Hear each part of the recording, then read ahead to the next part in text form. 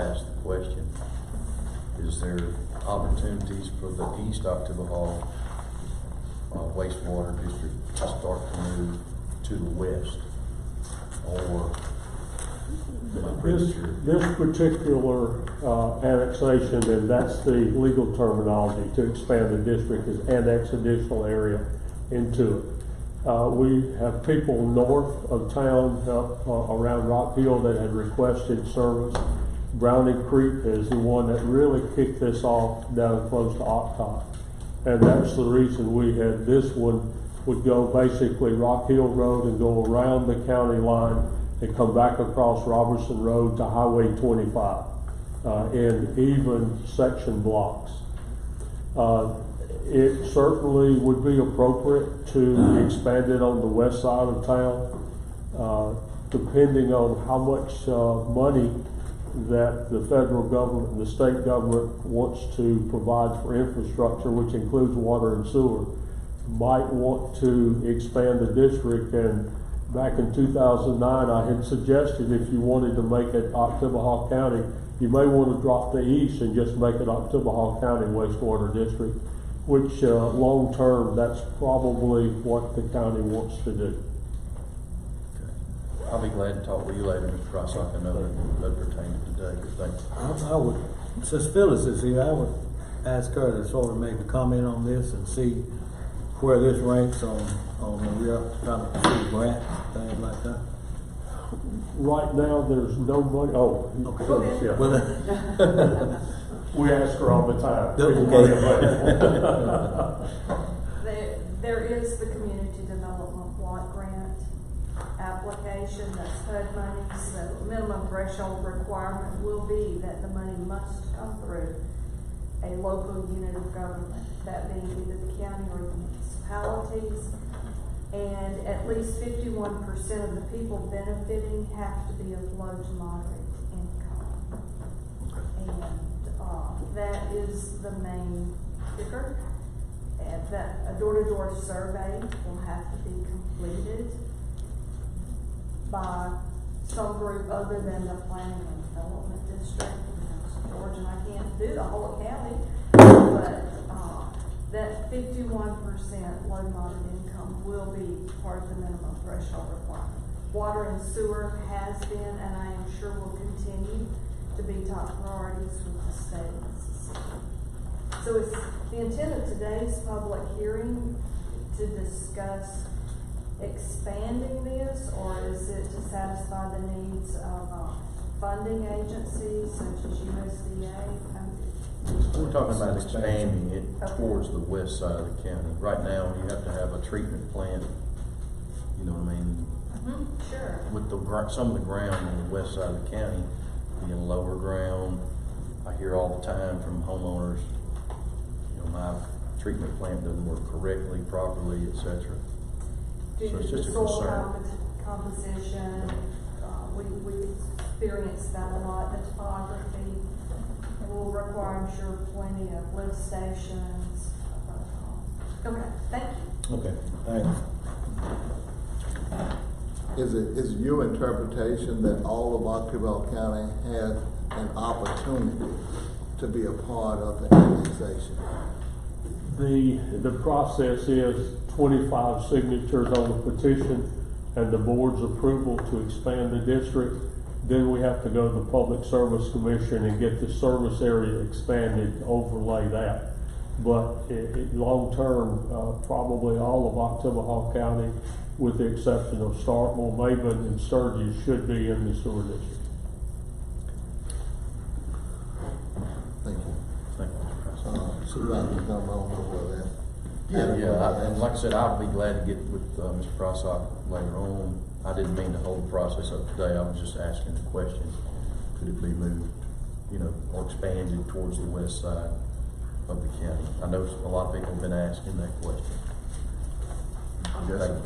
Just FYI, that is a sewer, is a allowable use for some of the funding, for the money that we got. Now, so that may be a good time for us to really consider that, because that's one of the allowable uses of some of that stimulus money we get. Yeah. And this would be a great opportunity, so let's keep that in mind. Thank you.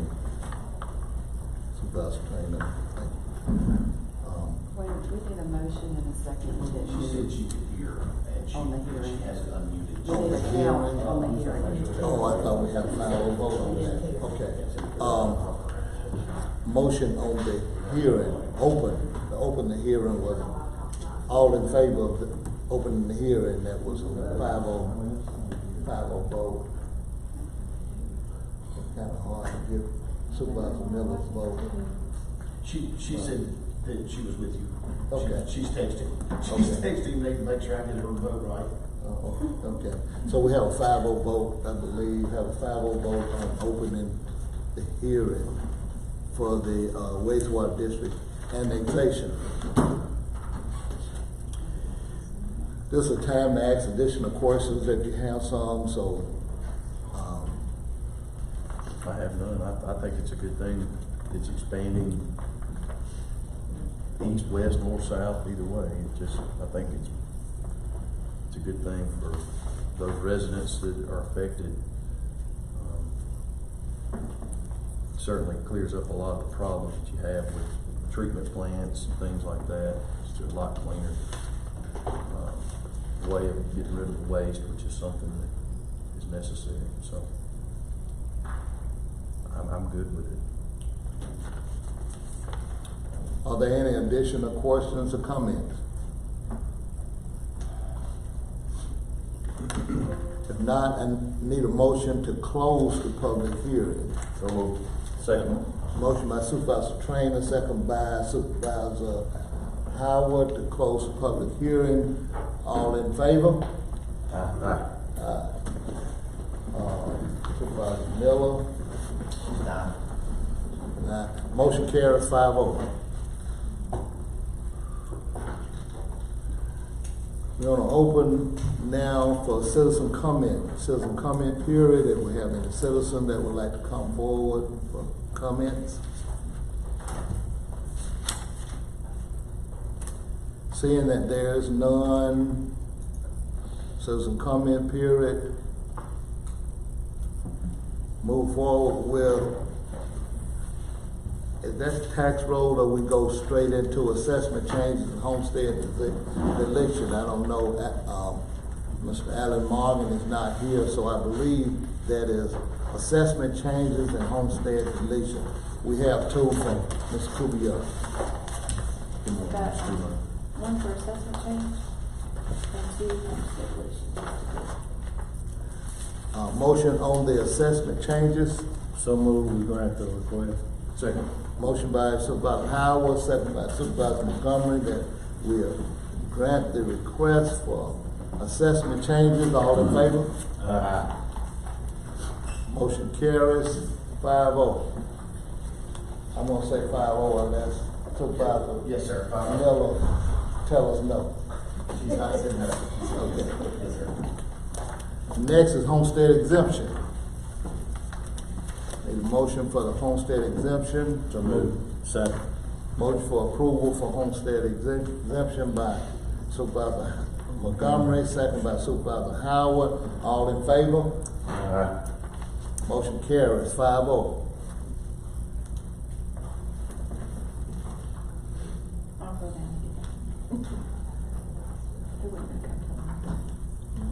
He said he wouldn't have changed.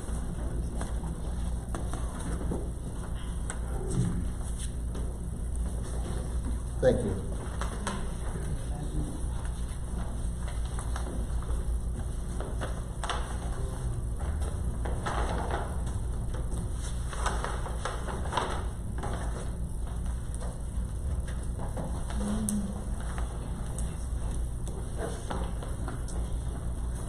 Next on the agenda is the ARC project contract extension. Benson. Good morning. Good morning. I always say you're a barrier of good news. Well, you know, we've talked before that a lot of the work that I do is underground, like water and sewer, and you don't see it, but there's no doubt. Don't see it. If you ride out to the new North Star Industrial Park, you have certainly made an impact on that corner there with the construction of that new elevated water tank.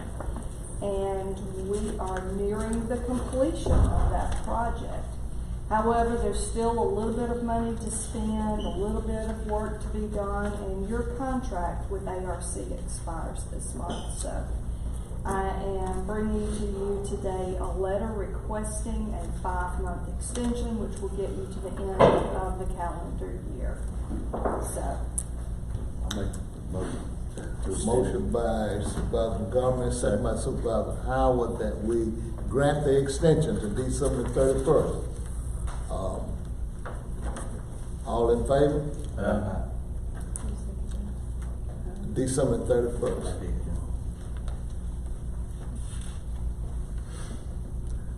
It's interesting how that. Any opposed? it is. No opposed. Motion carries 5-0. You know, a lot of times you'll see the legs and then the bowl framed up, but the way it was just sort of worked its way up was very interesting. I will let you know, you have done an excellent job of spending $1 million.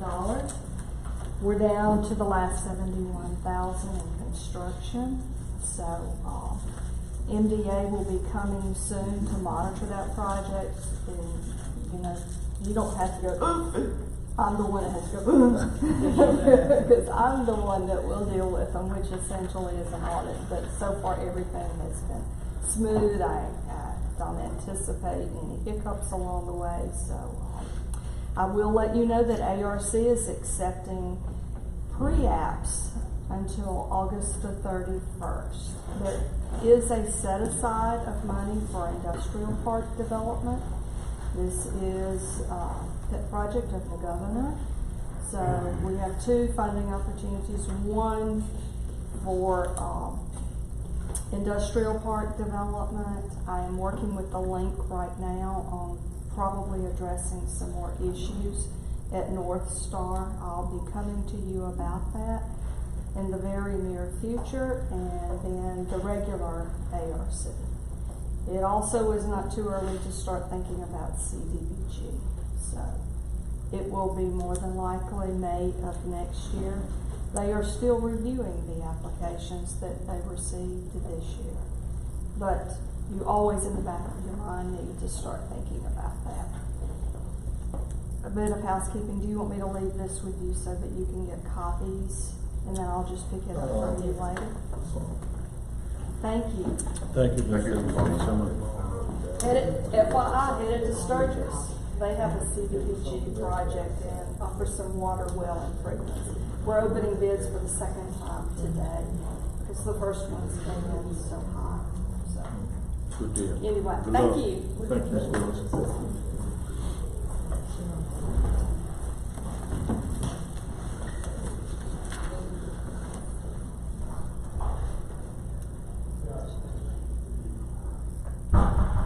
Humane Society, annual update and budget request. Morning, everybody. Good morning. We've got a PowerPoint presentation, so I'll make copies of all these slides to give to you guys. So you have a souvenir of our presentation. Appreciate that.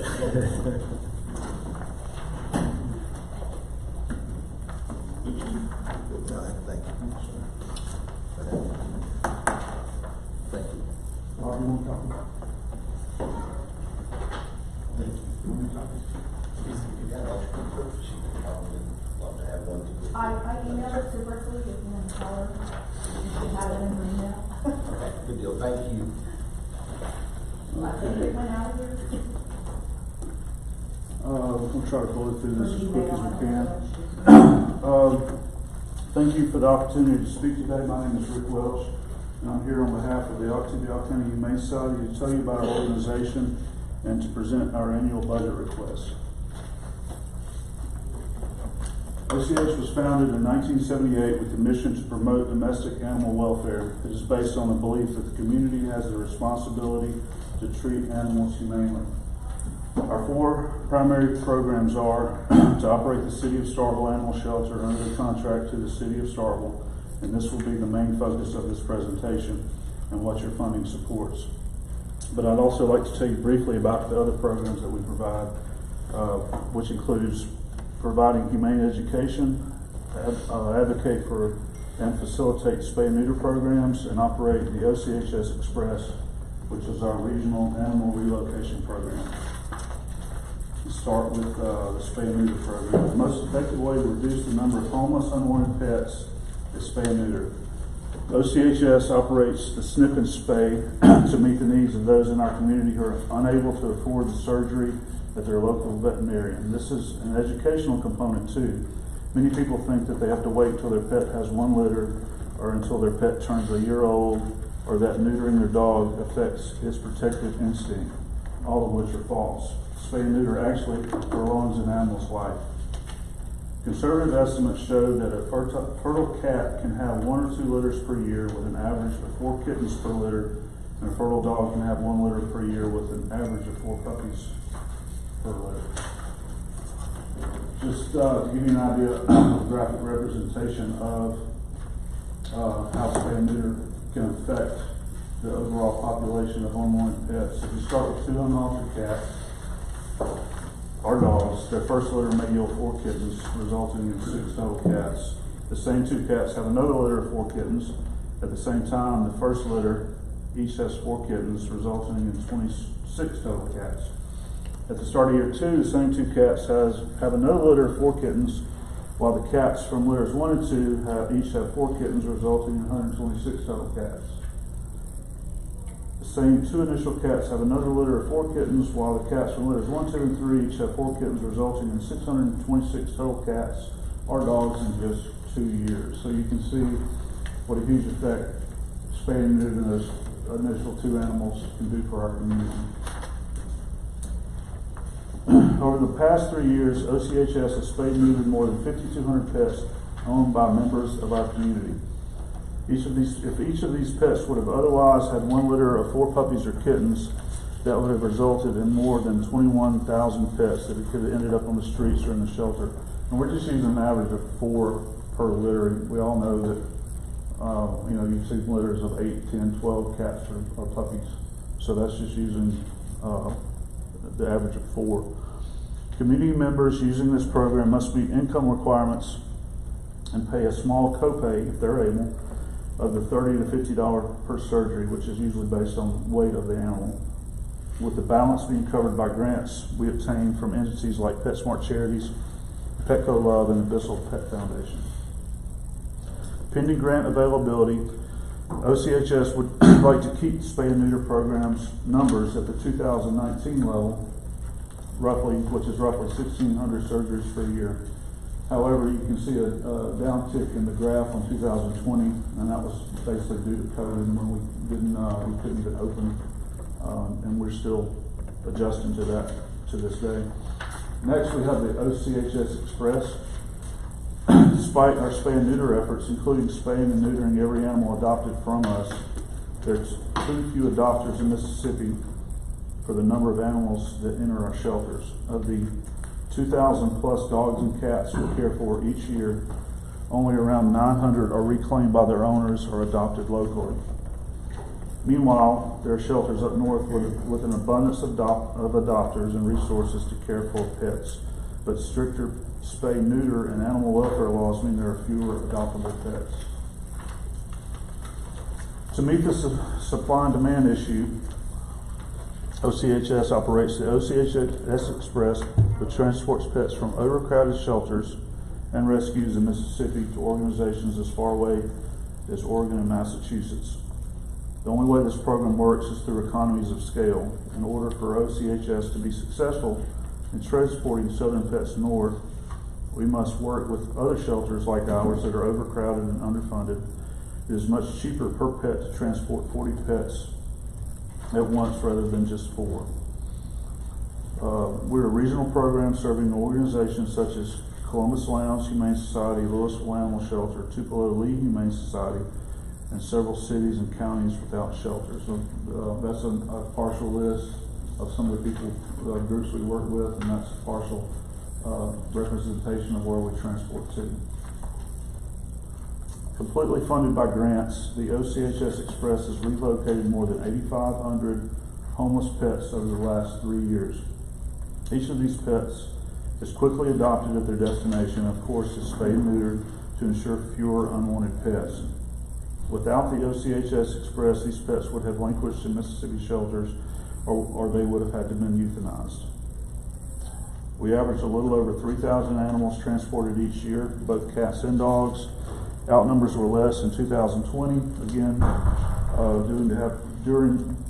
because of having to stop the program for a while due to COVID. And we've been, it's still affected us, restarted back to its full capability. Okay, now let's talk about the last primary program of our operation, which is operating the City of Starkville Animal Shelter via the contract with the city.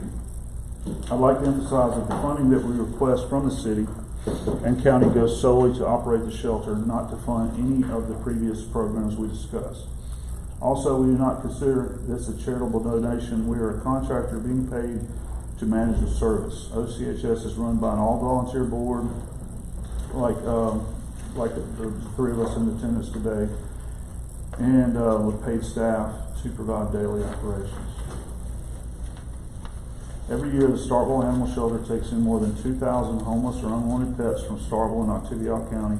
Approximately 50% of that intake is from city residents, with 50% from county residents. I realize many of you may have not had the opportunity to visit the shelter. Please consider this an invitation. We'd like to invite all of you to come to the shelter for a tour of the facility, and I'll reach out to all of you at a later time to make those arrangements if you so choose. You'll see faces just like those pictured, incredibly hard workers and homeless pets from our community that would love to get a second chance. Beyond the cute faces are the results. Animal welfare organizations use their live release rate, or life-saving percentage, as a metric of success. According to the ASPCA, the national average live release rate is 77%. Of the less than 50% of the Mississippi shelters reporting data through the shelter animal count, a national effort to collect data about animal shelter and organizations, the reported average live release rate is 76%. Thanks to our hardworking staff and volunteers, OCHS greatly exceeds these averages with a 94.5% live release rate for the last reported period, which was October 2019 through November 2020. This means of every 100 animals that are in our care, whether through the shelter or our transport program, 94 of them will be reclaimed, adopted, or transported to another organization where they're quickly adopted. Now our historic budgets. This chart shows the last 3 years of shelter income in blue, including funding from the city and county, adoption fees, and other shelter fees. And the orange represents the deficit, which is the cost to operate the shelter not covered by these sources of funding.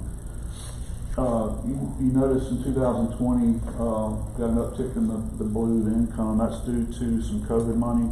We have roughly $57,000 received in the payroll protection program, and $13,000 in the Mississippi Cares program. Without those two grants, the deficit would have been, in 2020, would have been roughly $186,214.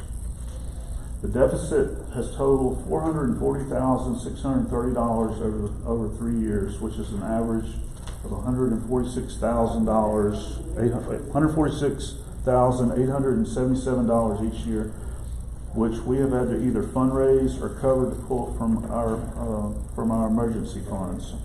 It is not sustainable for us to continue to operate where OCHS has to cover up to 47% of cost to operate the shelter. Fiscal year 2022 funding request is as follows. We anticipate the total operational cost for the shelter to be roughly $425,000.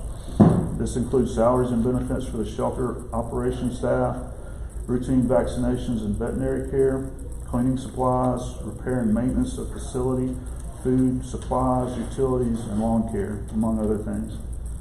We anticipate receiving $55,000 in shelter income, which includes adoption fees, reclaim fees, etc.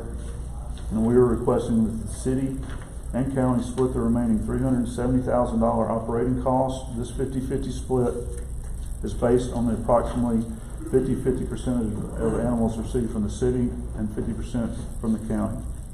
For the city, this would be an increase of roughly $60,000.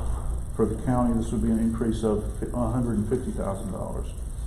Should this be fully funded, we could concentrate our fundraising efforts on spay and neuter and transport efforts, for which grant support has been dwindling each year.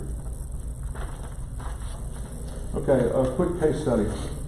For the sake of comparison, I'd like to tell you a little bit about what's happened over the last 3 years in the city of Oxford and Lafayette County. In September of 2018, the Oxford Lafayette Humane Society ended its contract with the city of Oxford to operate the city-owned shelter. The OLHS board member, Lee Habib, said in an article, "The number of animals we were taking in was just impossible to keep up with. We know the best way forward is to solve the problem at its root for the betterment of the community." OLHS pivoted to a low-cost spay and neuter organization. So they stopped their contract with the city and the county. The Humane Society just started concentrating on just doing nothing but spay and neuter to try to fix the problem from its root. In October of 2018, an organization called Mississippi Critters took over the contract after the city looked over several bids from different organizations, with Oxford paying $106,000 annually and Lafayette County paying $120,000 annually. In March of 2021 of this year, the contract with Mississippi Critters ended due to mismanagement of the shelter, and a consultant was brought in to evaluate and make recommendations. There was a lot of news articles about this recently. I don't know if you guys have seen them or not. It's been a big hoopla out there. May of this year, an article revealed that the city estimates the annual budget for the shelter to be $869,000. After backing some expenses out, Oxford and Lafayette County to split $682,000 in annual operating costs to run the shelter, which would be $341,000 each annually. Lafayette County countered with $120,000. The city of Oxford declined and decided to move forward with operating the shelter without serving the county residents. There's since been petitions for the county to reconsider. 2017 was the last year that both counties completed data for the shelter animals count. You can see here that OCHS took in more animals and had a much higher live release rate than OLCH. So Oxford, compared to us, similar population, twice the operating budget, took in less animals with a much lower live release rate. This is a testament to the amazing work done by OCHS with much fewer resources. Simply put, we cannot sustain our services without a significant investment from the city and the county to fully fund the vital services provided by the City of Starkville Animal Shelter. And that concludes our presentation. We really appreciate your time today. I'm happy to answer any questions you may have, or please feel free to reach out to me after the meeting. If I don't know the answer, I can give it to you pretty quickly. We're grateful for the opportunity to work with you and serve our community's homeless pets. Great. Thank you very much.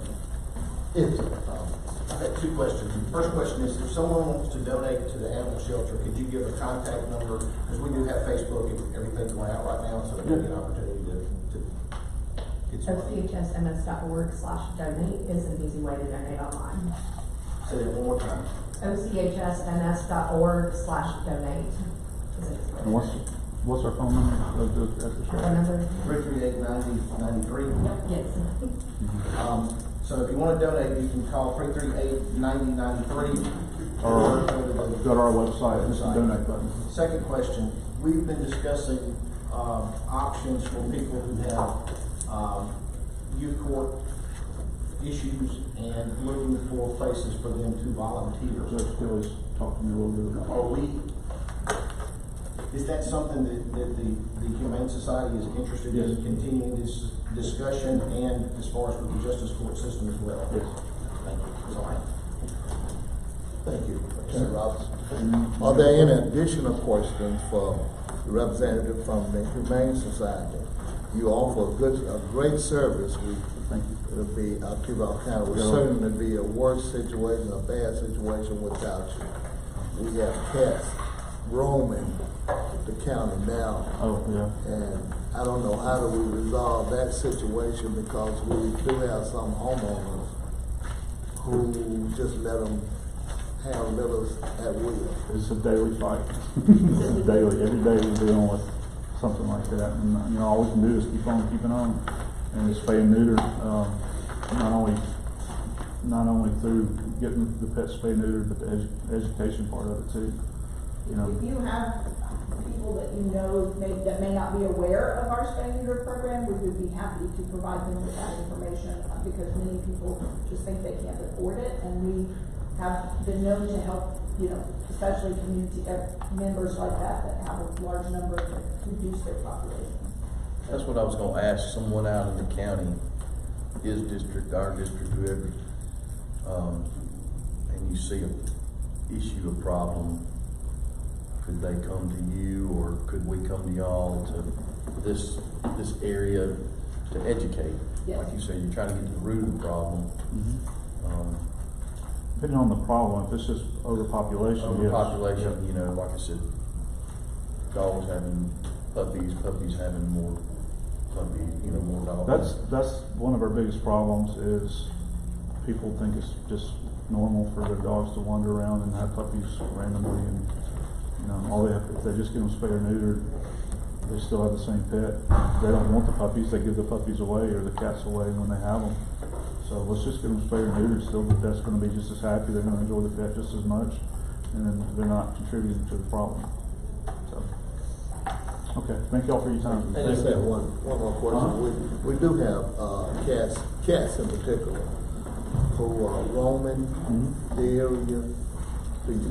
Do you help? We have a How do program. we catch those and We have a spayed TNR. and neutered? We have a TNR program, trap and release. The Starkville Police Department has animal control officers, and usually the county, if they call them, they will come to the county. Is that right, Brett? They'll call. So if you have some, even if they're feral cats, you can't catch them. We put out traps. We trap the cat. We take it to the shelter, get it spayed or neutered, vaccinations. We tip their ear where you can tell they've been spayed or neutered, and we'll put them back where we found them. That way, the cat's happy, it's back where it was, but it won't repopulate or won't populate. You get a healthy cat back where it was. Now, if somebody doesn't want the cat in their, in their backyard or in wherever in their area, we'll relocate the cat. We also have a barn buddy program where feral cats that aren't going to make a good house pet because they'll tear you up and everybody in the house. You can adopt that cat for free and put it in your barn as a mouser and can help with the mice population. I've got one in my barn, and the cat's just as happy as it can be. We'll never be able to touch it, and that's fine. You got one that can get rid of dogs? So yes, we do have programs where we'll keep them out and trap the cats, but that's part of the function of the Starkville Police Department. And they'll bring it to us, and then we'll take care of it. So you do think that the trap and release program is working well? We could do better. We could absolutely do better. We just need more funding to do that. We've had some funding. We'll go out and canvass an area and talk to people. When we run out of funding, we just don't have the resources to go do it. It's just when people call us kind of thing. And we can't be proactive on it all the time if we don't have the funding. Well, we appreciate it. That's good presentation. We've heard the presentation from the Humane Society for a request, an increase, and you heard the amount was $150,000. I think that had to be sent to our county administrator to review that and see how she can work that in. So, is there a motion to acknowledge? So moved. Motion, Supervisor Trainer, second by Supervisor Montgomery, that we acknowledge the presentation and acknowledge the request for an increase in funding. All in favor? Any opposed? Motion carries 5-0. Thank you. I see where our tax assessor has made it. Mr. Alan Morgan, would you like to present?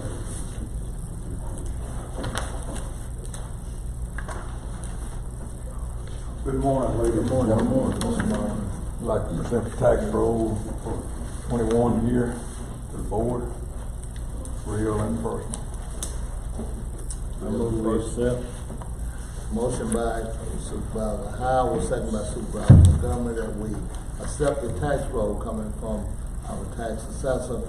All in favor? Aye. Motion carries 5-0. So, Mr. Morgan, question. So, should John Q. Public have a problem with an issue that's in those roads now?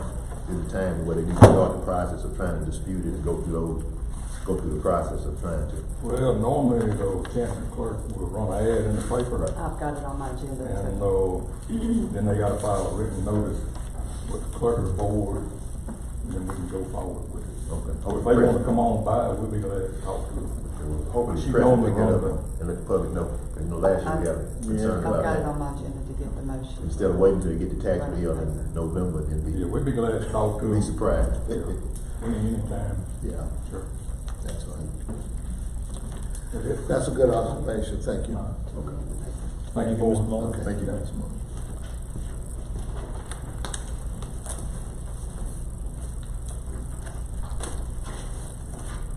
Next on the agenda is the Education Association of East Oktibbeha County, Ms. Ellis.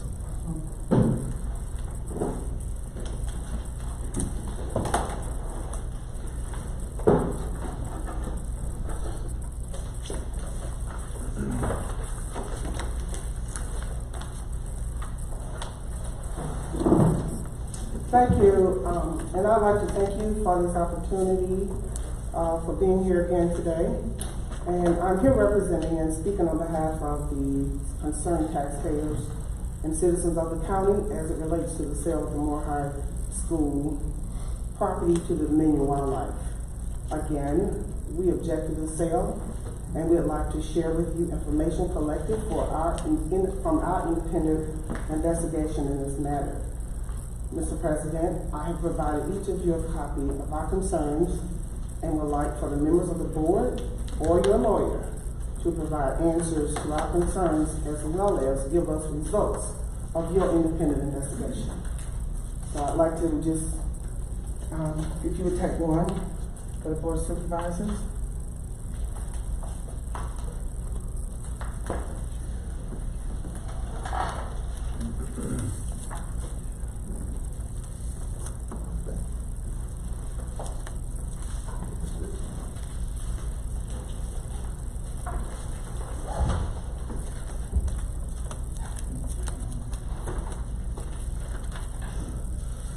Okay, so what we have here is a little package that we've tried to put together to explain in clarity what our concerns are and to exemplify our investigation with the examples of our challenges and objections to the sale.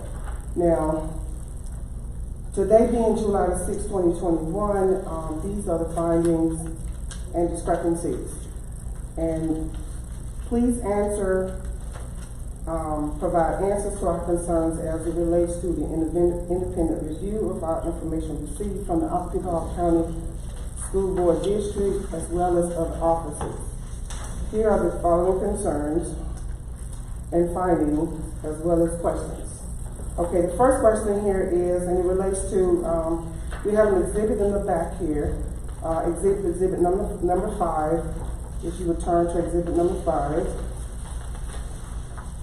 It relates to the Mississippi Code 29329 requires that proof of public notices be posted in 3 locations. We believe this was not executed. The school district did not and would not provide any proof of this request of information that I personally asked for. Therefore, after careful review on May 11th minute of 2021, we only found approval of advertising in the Starkville Daily News. Please review Exhibit 5. On the highlighted section in Part A, it says, A vote motion by the board, second by Dr. Prince, Gordon, Prince, Brown, Taylor, and Davis. All in favor, the board approved the sale of the land of Moore High School with the additional acreage included in a modified 45 acres. They approved the request for an advertisement to be published in the Star Daily News for the sale of the prescribed property. Now, in the we did get an affidavit that says that they ordered it to be displayed in 3 locations, but as it came out in the previous meeting, it was not advertised at the courthouse. We also checked at Starville City Hall. It's no information displayed as to whether it actually occurred there. And so the only place that it seems that it was displayed was at the Greensboro, according to the law. I just wanted to bring that aspect to your attention. Okay, and going to number 2. The agreement between Dominion Wildlife and the school board was not properly executed again. The date of this agreement is not recorded, yet it has been notarized from the past meeting. We got these minutes last Wednesday. This was copied and printed to us. This was after the last meeting. And the date of the agreement is not recorded, and this is out of order. If you look at Exhibit 1, it's indicating that there's no date on when they signed the agreement between the 2 entities. However, it was they put an affidavit in there.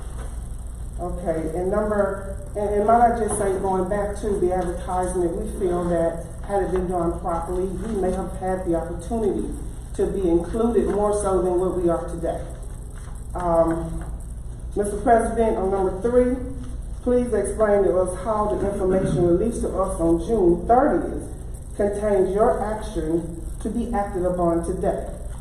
If you look at number 2, can you all explain how today, being July 6, 2021, the Board of Supervisors of Pickard County approved the resolution adjudicating that the publication and posting of the notice were carried out as required in your investigation, and that no petition requested an election on the question on the sale was filed. Therefore, no election should be called on the sale of the property. The Board of Supervisors, by the same resolution, also approved the sale of the property. The resolution on the Board of Supervisors of Pickard County is attached. Well, we didn't see that part, but we just want to know that in advance from the last meeting, you've already moved forward and approved, which is we're here today for your approval on said topic. Mr. President, would you provide us an appraisal today for the 199.7 acres in discussion? An appraisal was not included in the information that we received. We do not see an approval, an appraisal for the 199.7 acres. Okay, and number 5, between the school board and Wild Dominion, according to information we researched, the contract that was in motion, see Exhibit 3, is indicating that it had expired unless otherwise agreed to or extended by mutual agreement in writing. Did y'all have an update on the extension of the agreement? The expiration on the contract, I'm sorry. Do y'all have an extension or? Well, it should be in writing. I don't know whether. Do y'all have a copy of that? I've got a response from Mr. Hill. This came this morning, so this is the first time I'm reading it. So, and I think it may answer this question, but I'm not 100% certain. So let me read what he says.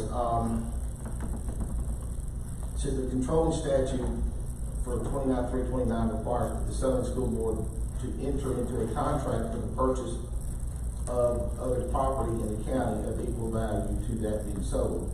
That has been done. The specific terms of the contract are between the contracting parties. it has taken longer to close on this deal than any of us would have imagined. But Wildlife Dominion has made it clear that the property subject to this contract remains available for sale to the district. However, until the Board of Supervisors and MDA approves the proposal, no good purpose is served by amending the contract between the school district and Wildlife Dominion. Any suggestion that the property is not available for the school district to purchase after the sale of the Moore property is simply false. So I think what he's saying is that there's no reason to amend anything if we don't approve it and the MDA doesn't approve it. I believe that is asking for a contract in writing before it is approved, not after the approval date. So it should be a contract in writing extending the contract after that. Before it expired, before May 31. Right. It should have been before May 31. To answer your question then, and I don't know whether I'm answering that correctly or not, Attorney Robinson, I don't believe we have that contract in writing, an extension on the contract in writing. Correct. Okay. I do have a question about that, Rob.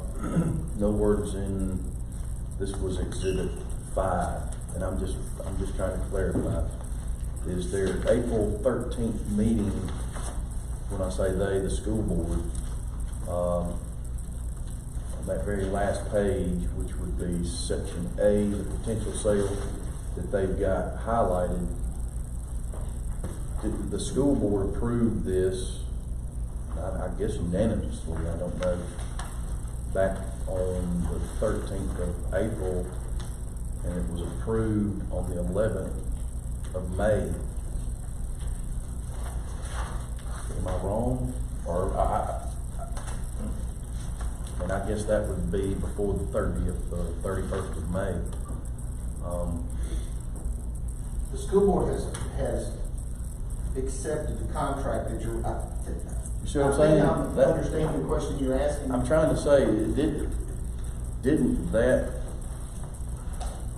school board action approve that contract, or did it not, before the date that Ms. Ellis is referring to?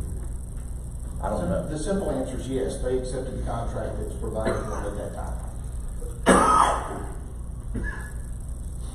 It was not approved by our board. Correct. However. That's correct. Yeah. Before that date. So this is the date here for our approval for that board. So I guess the concern is that there should be a new contract coming before the board today in writing. I don't want to speak for anyone, but my understanding is if this project is not accepted today, there will be no reason to have a contract in the future.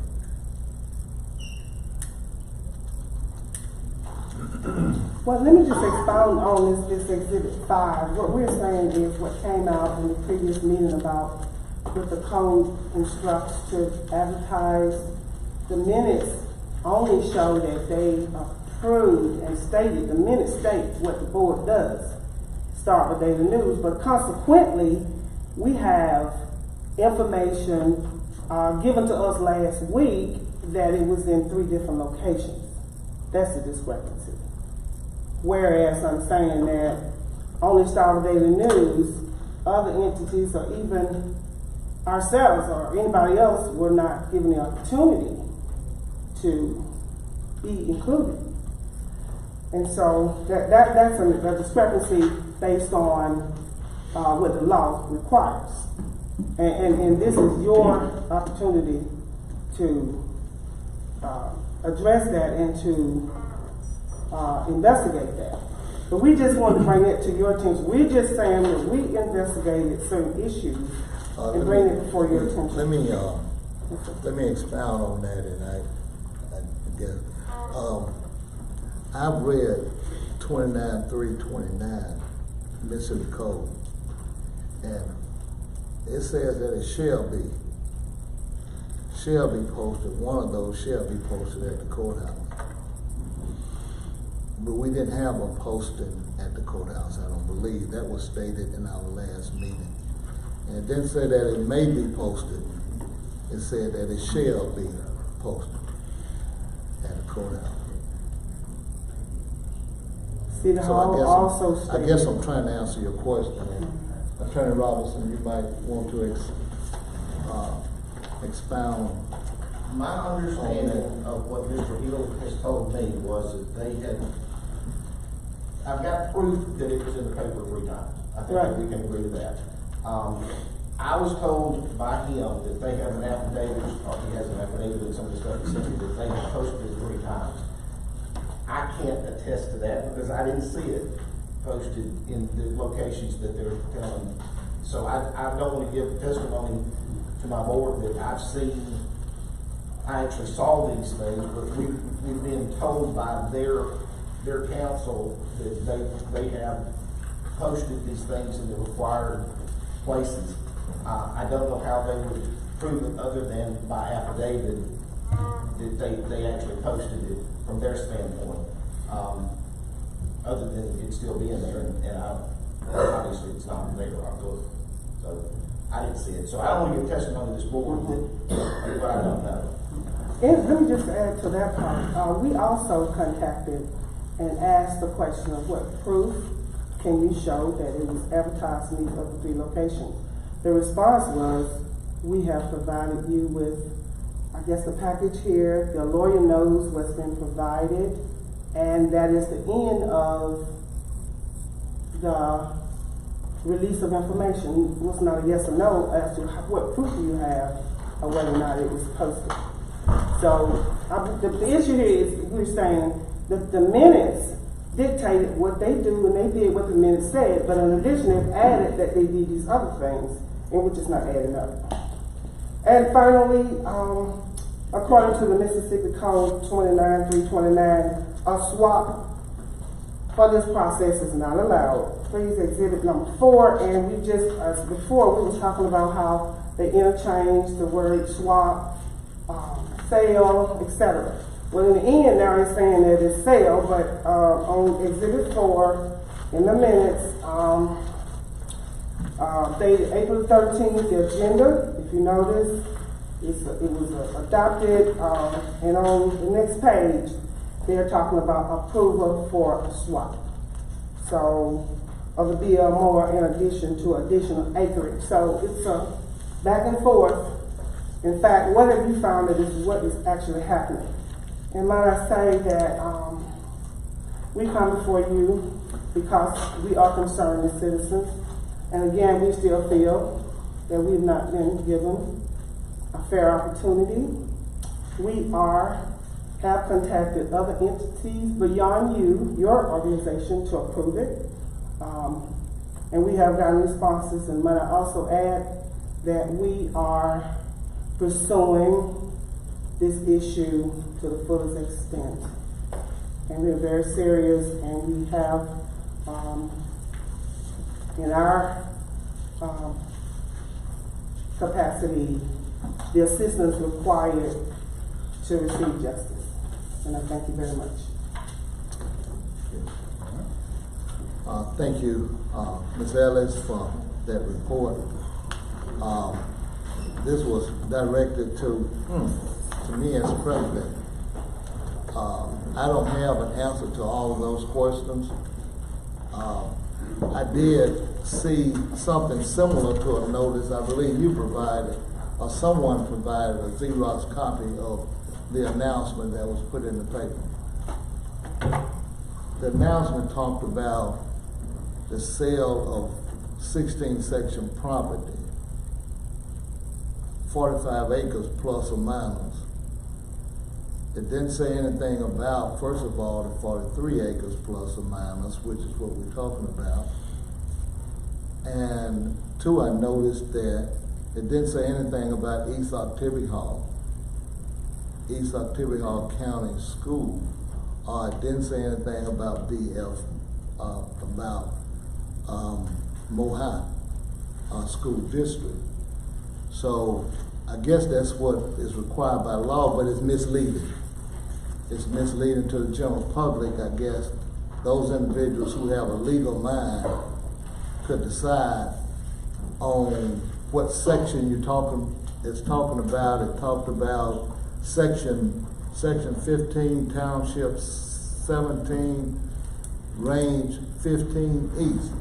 Well, to me, that wouldn't tell me that the school system is getting ready to sell East Activity Hall School District or Mo High School District. It's not specific in terms of what is to be sold. So there's an announcement, but a misleading announcement. So there are some disturbances about whether or not it was the constituents and the stakeholders of the school district had an adequate opportunity to voice their concern about the sale of such property. I can't answer all of these concerns. I believe that we owe Ms. Ellis and the East Activity Hall School District, East Activity Hall County School Association, an adequate response to each and every one of these questions that is being posted. So it's going to be my motion that we, before moving forward, that we provide Ms. Ellis an answer to each one of these responses in writing before authorizing the sale of such property. I'll second that motion with addition, if you would consider this. I think we probably need to, since we have some questions concerning whether this process was followed appropriately or not, I'd like to see us present this package to the Attorney General for guidance on the matter to determine whether all the steps were properly followed. So there's a lot of unanswered questions. There's a lot of things that we believe has not been done properly, and it would be appropriate to present that to the Attorney General for their evaluation. I don't think we have to take the first person that comes and offer a sale for such a school as East Activity Hall County School District, who have produced professional athletes, produced lawyers, produced doctors, and many individuals have had the opportunity to go on to college to receive a college education because of their athletic abilities. To just sell that school without us knowing that we have done an internal investigation, and that we feel comfortable with the internal investigation that has been done. And in my evaluation now that I'm not comfortable with the internal investigation that has been done.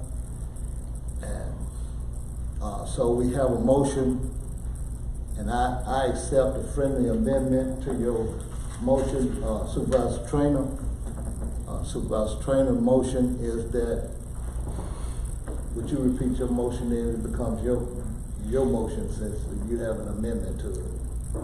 My motion is that we contact the Attorney General and present this information to the Attorney General to see whether all the steps have been properly followed in this process. Motion by Supervisor Traynor, since the amendment has been made. Motion by Supervisor Traynor that we present all of this information to the Attorney General for an evaluation as to whether or not steps have been properly followed. And I second that motion. Can we entertain a little discussion? Yeah, we are. We open for discussion, yeah. Okay, I was gonna ask our board attorney, do you feel like the questions have been answered regarding this, the land sale swap, what have you, that has come before us from our school board? I think everything that the school board did complied with the statute that they're required to follow. Fair. I don't know that there's anything more they were required to do. Now, that doesn't mean that to her point, that they understood what was in the newspaper. So I'm not gonna make that argument one way or the other. But statutorily, from what I can tell, they followed the statutory requirements.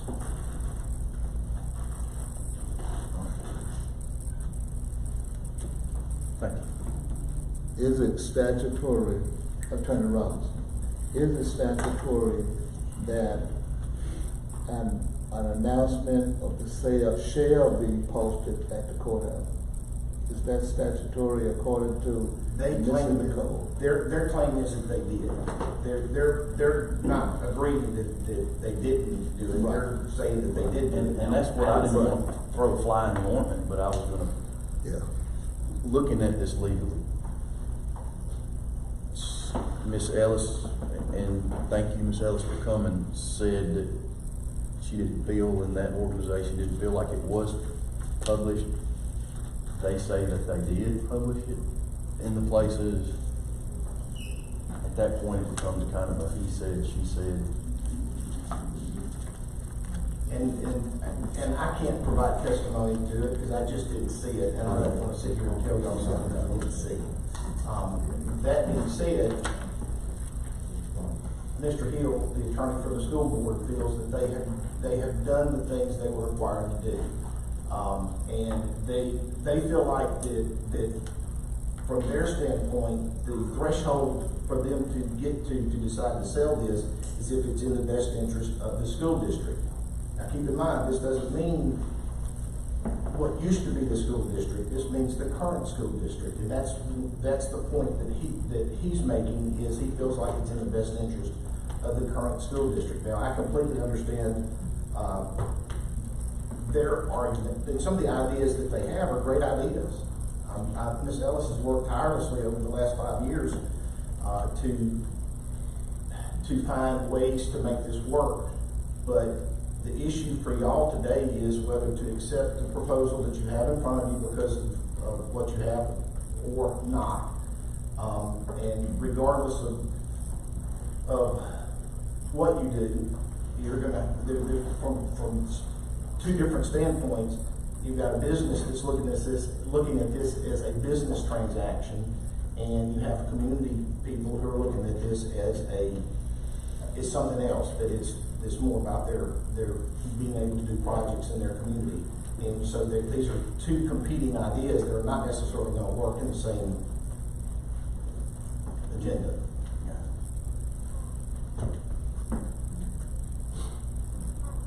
Got a motion to Thank you. second? Thank you, Supervisor. Thank you, Attorney Robinson. With that in mind, we wonder whether or not it really is in the best interest of the school district. Being in that, these are individuals who want to provide remedial education, continuing education, and they want to provide recreational activities. And keep in mind that we're talking about with individual assistance, a small group assistance, which will benefit the school district to have individuals who are coming out of that particular area that are more prepared to function in a larger group, in a larger school situation. Starksville, Occidental County School District is a large school district. I would think that it's somewhat about 400 students per class. That's a large school district. So if East Occidental Education Association want to make sure that individuals in that area are better prepared and want to work with them in small groups and provide individual assistance so that those young people will be better prepared when they enter the Occidental Starksville School District. It seemed like that would be in the best interest. That would be in the best interest of our school district, to have students who are better prepared as they come to a larger school environment. So, we do have a motion on the table. Do we have any additional questions to be entertained?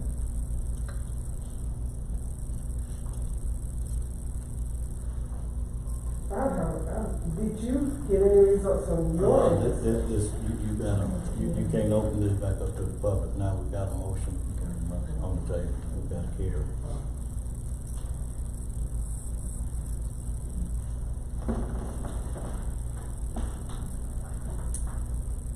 Well, you got to carry a motion. Yeah.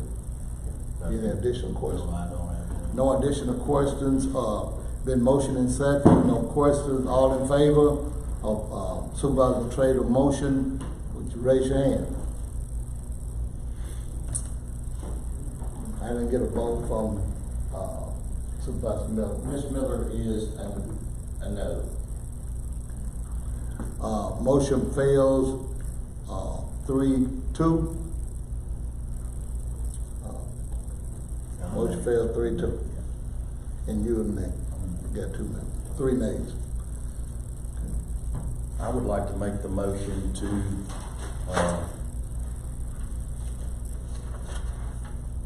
do the land sale that has come before our board from our school board, and I assume a unanimous vote from our school board. You know, change is not, sometimes it's not pretty. I know a lot of times things change that I don't agree with, but you have to look at the overall benefit of, in this specific instance, Ocklawaha County, and I think our school board, the positions that they're in, feel the same way.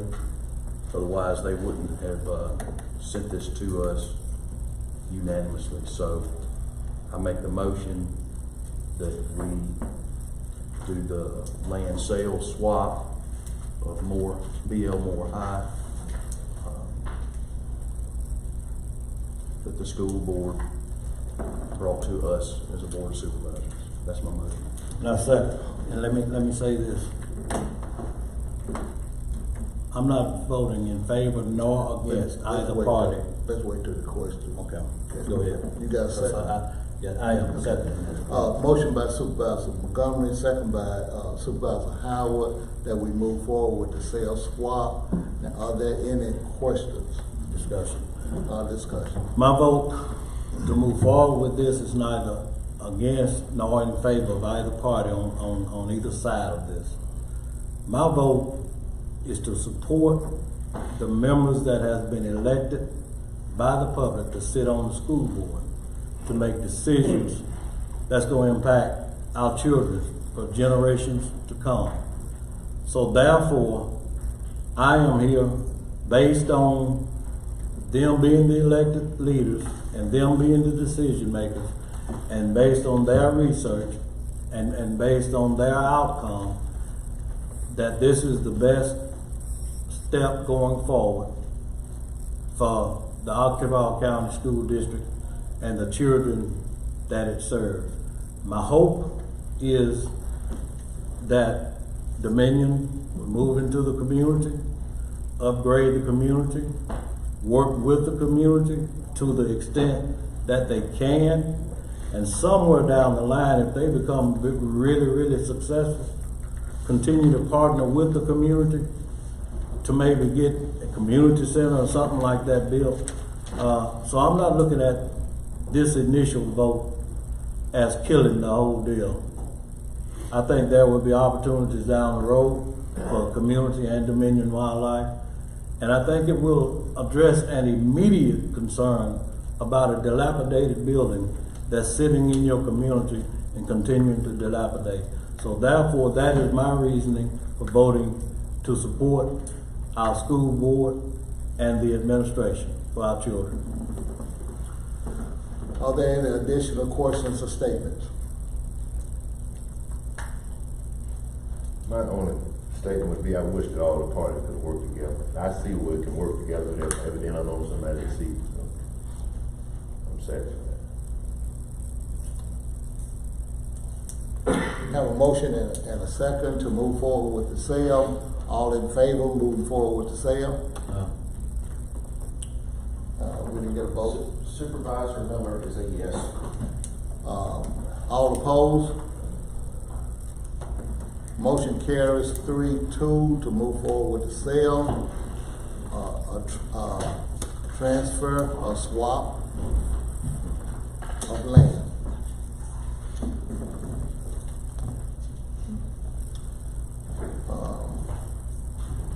Moving on with the agenda from here.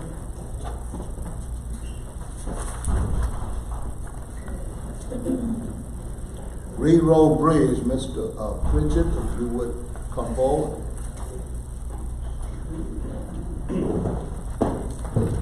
Good morning. Good morning. Got just a couple items for you this morning. One is the final board order accepting Reed Road Bridge, which we built a couple years ago. Taking a while to get the deal with. Had 2 or 3 state aid engineers in between. I believe you have those in front of you now. I give a motion for acceptance of the Reed Road Bridge. So move. Motion by Supervisor Howard, second by Supervisor Montgomery, that we move forward with acceptance. Are there any questions? If not, all in favor? Motion carries 5-0. By way of a brief update, Blackjack Road now is about 60% complete. That's a little bit misleading in that we're almost ready to start laying asphalt on the south side, so 60% will go to 80% pretty quick. We feel like we will have students on new roadway on the south side when they come back, which is a big deal, and then we'll can complete our whole side. So good progress on Blackjack. Longview is about 25% now. They fully staffed out there. It's working. We've had a little bit of a utility issue last week that we're working through now. Any questions about those two? So we're pretty good on the utility issue. Well, we've stood firm on the utility issue. Recently, y'all voted for me to submit program documents for road projects to state aid. There's been some communication back since then about the road programs. We delivered them to Mark Whitney, who took them to state aid, to Harry Lee James, the engineer. Mr. Lois, I believe you saw some of those emails that come back. But essentially the state aid's position is, we've been telling you to fix your bridges before we spend state aid money on the roads. So they came back with 3 bridges. We asked them to look back, and they said, well, you know, we said, we can't everybody go fix them all, but what can we do to move forward? So they came back with 3 and said they had to have these addressed. One of them is on Crawford Road, which is Bridge 94. We're somewhat fortunate there in that we've already, through county forces, repaired that bridge. So the paperwork is over there for 94. They've acknowledged that that one will come off the list. It's done. The other 2 that they mentioned are Crawford Road, Bridge 106, and Sturgis West Point Road, Bridge 60. Okay, so that's the 3 that they wanted done, and one of them is done. We also have, as I mentioned to you before, they've sent out the advertisement for ERBRF applications. And I asked Harry Lee, I said, we'd like to maybe submit ERBRF on these 2 or 3 that you want done now. He said, well, I can't guarantee that. I've got to have something better. I don't know that your ERBRFs will be approved, so I need a commitment from the board to fix these 2 bridges. So we can apply ERBRF, and maybe they come, maybe they don't, but they're going to be left for you to do if they don't. Any questions? Give you some numbers. We tried to look back at what these bids before, what we think they might go for now with engineering and all the bells and whistles. Sturgis West Point, we think is a $435,000 job. Crawford Bridge, we think is $425,000. They are both 78 foot long. Crawford been done already, am I right? One of them, you had two on Crawford Road. One of them we'd already worked on, one of them we have not. You got two other bridges laying out there in the deficient range. One is on Sherman Road, that's in the Morgantown area, also. It's 69 foot long.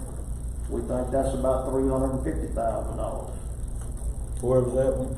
That one's on Sherman Road, this little gravel road that turns basically west off of Morgantown Road toward Louisville. And then you've got the one that we've talked about several times. You've got a 280 foot long bridge in Morgantown in a 90-degree curve that's going to take new alignment, new right of way, new environmental, everything. Best guess on that bridge right now is about $2.6 million. Now, Harry did not put that one in, got to have it now. Question on that. Yeah.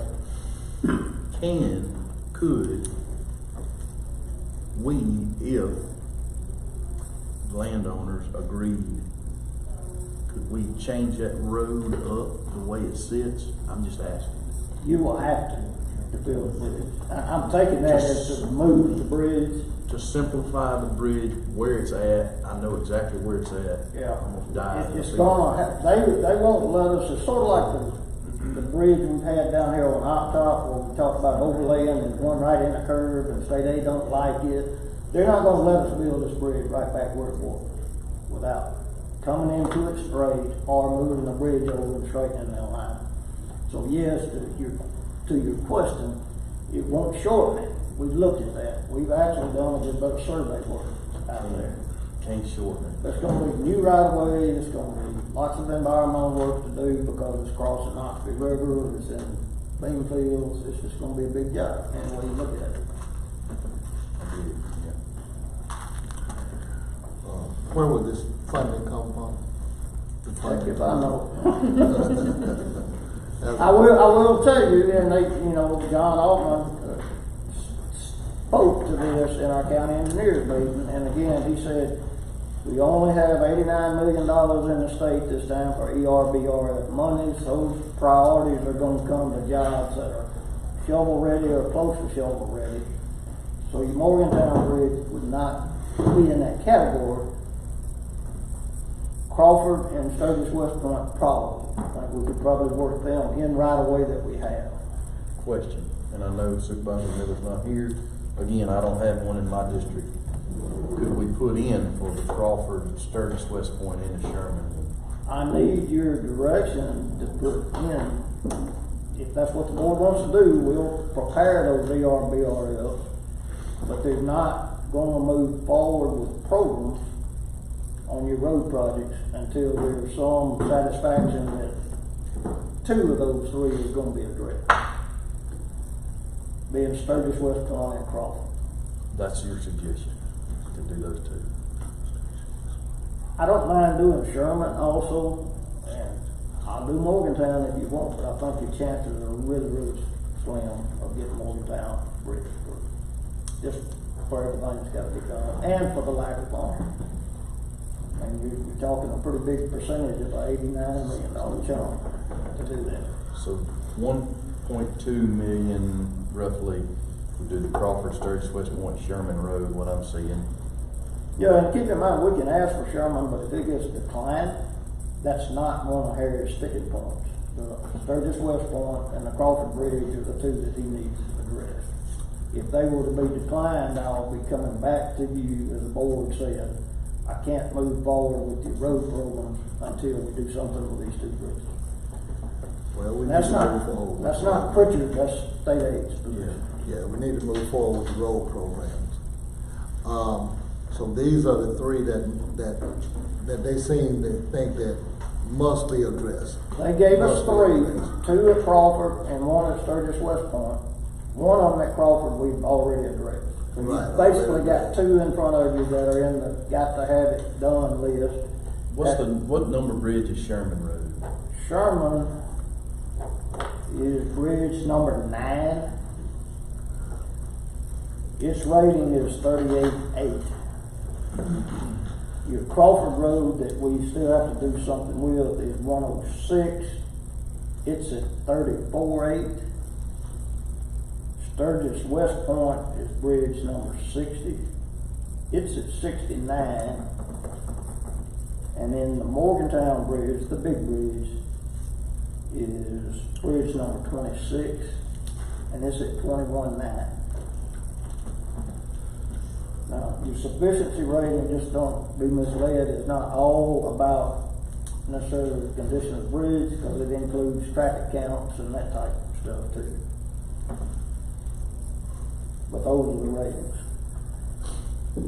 So I need some direction on the board, but I am here to tell you he's not gonna approve the roadway programs, which include Supervisor Williams, your opt-out overlay, until we get these bridges addressed or a plan to address the funding in place. Well, they wouldn't approve any of our state aid projects, I would imagine. That's correct. Any of the road projects. That's correct.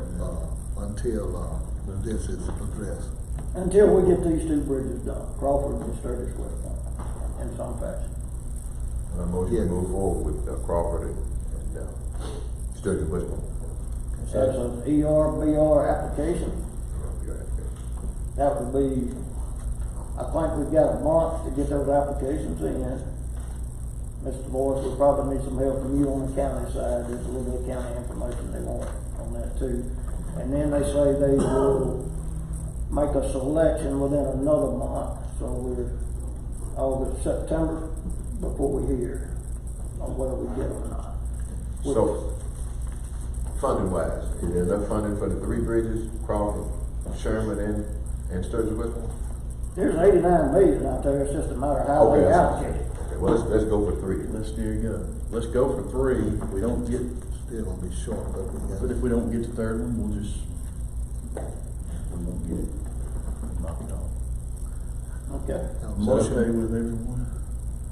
To ask for all 3? This is probably, in all fairness, probably West not Point, a deal killer on your roads, John, Joe, et cetera, because we would be putting those plans together this fall to award next spring anyway.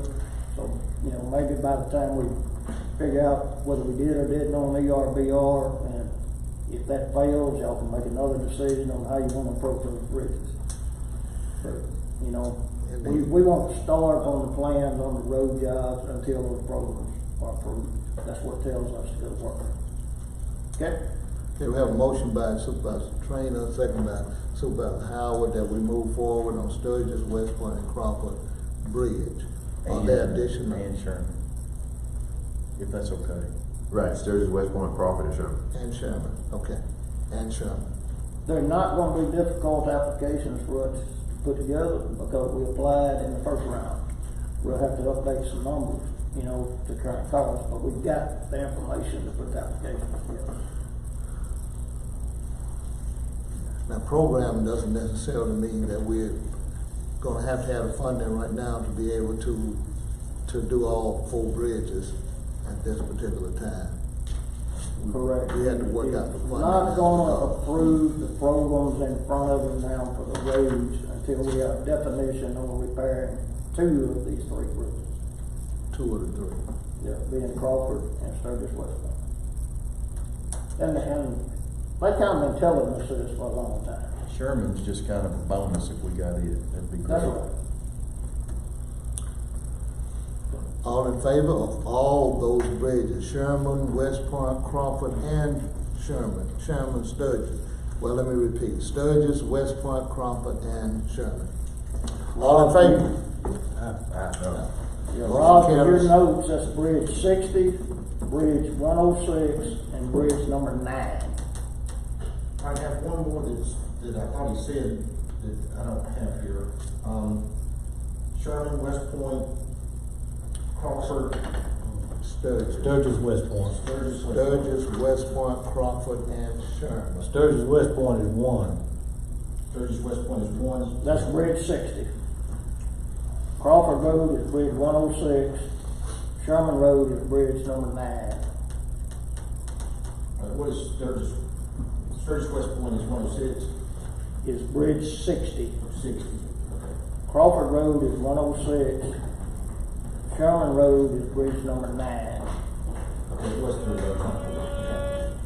I'm sorry, the buzzer went off, I didn't hear you. it was three bridges. 3 bridges. Okay. All right, any other questions for me? All right, thank y'all for coming. We didn't carry that as a vote, all in, we did, okay. 5-0 vote. We'll prepare the applications, I may have to come back to you for signature, I'll get them ready. That's work. Thank you, Clyde. Oh, yeah, that's now down to Education Association.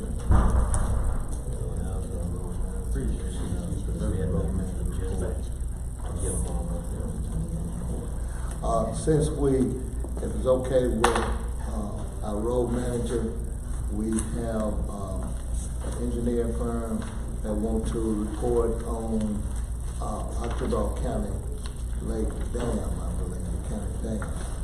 Would you come forward, please?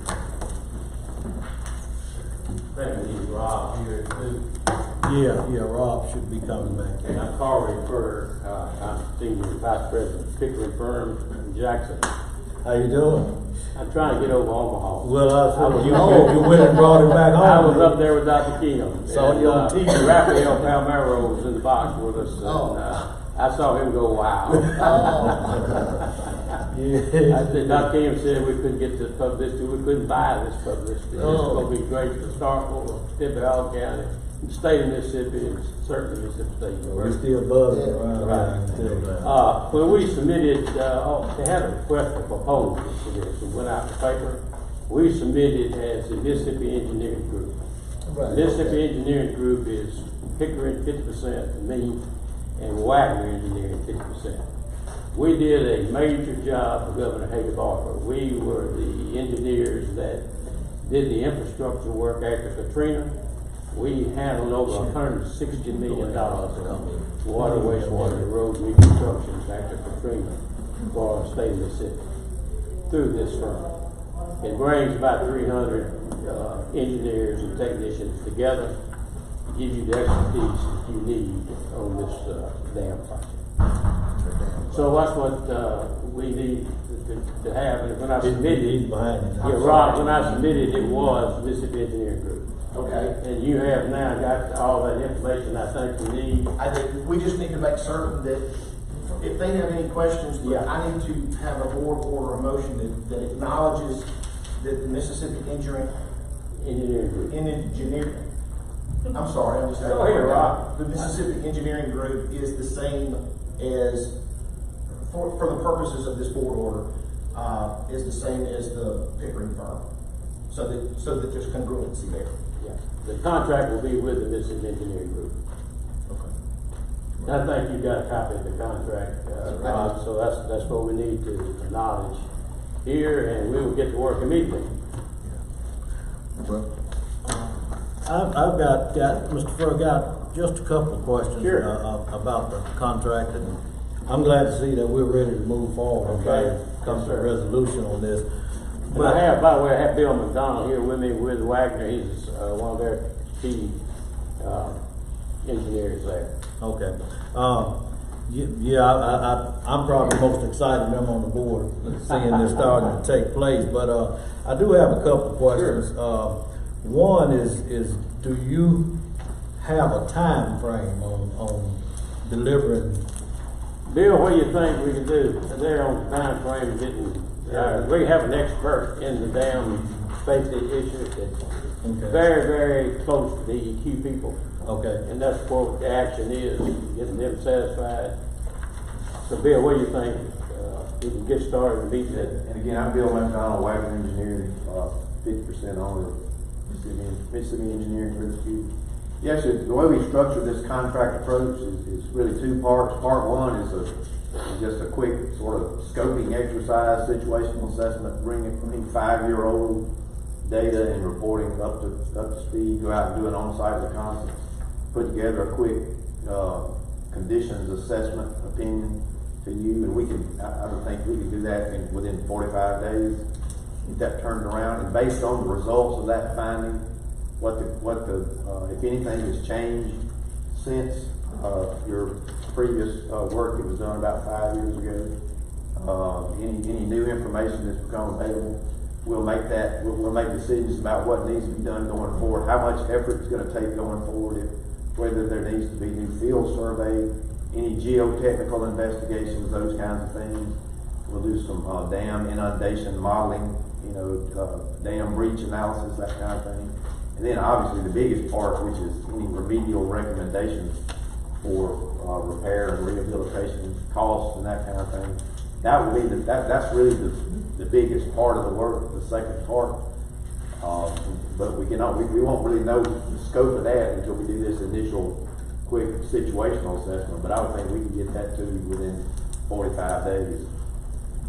So the 45 days that we're talking about, that we wouldn't be expecting this scope of work then in that first 45 days. That's correct. Just that first part, I think it's Just part A this or part part of A it, or the part assessment. one. That's right. That's right. Okay.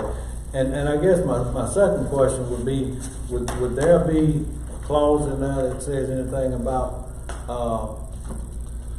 amount not to exceed unless authorized, or do we need? I mean, how would we handle that as far as? What we do is go through that initial assessment, figure out what needs to be done. I think you talked about the engineering fees. Yeah. Right. Figure out what needs to be done to get you to your end objective. Okay. We put together a scope of work and a budget for your approval. Okay. And then that would be a not to exceed. Yeah. Gotcha. Okay. Those are my only two questions. Good.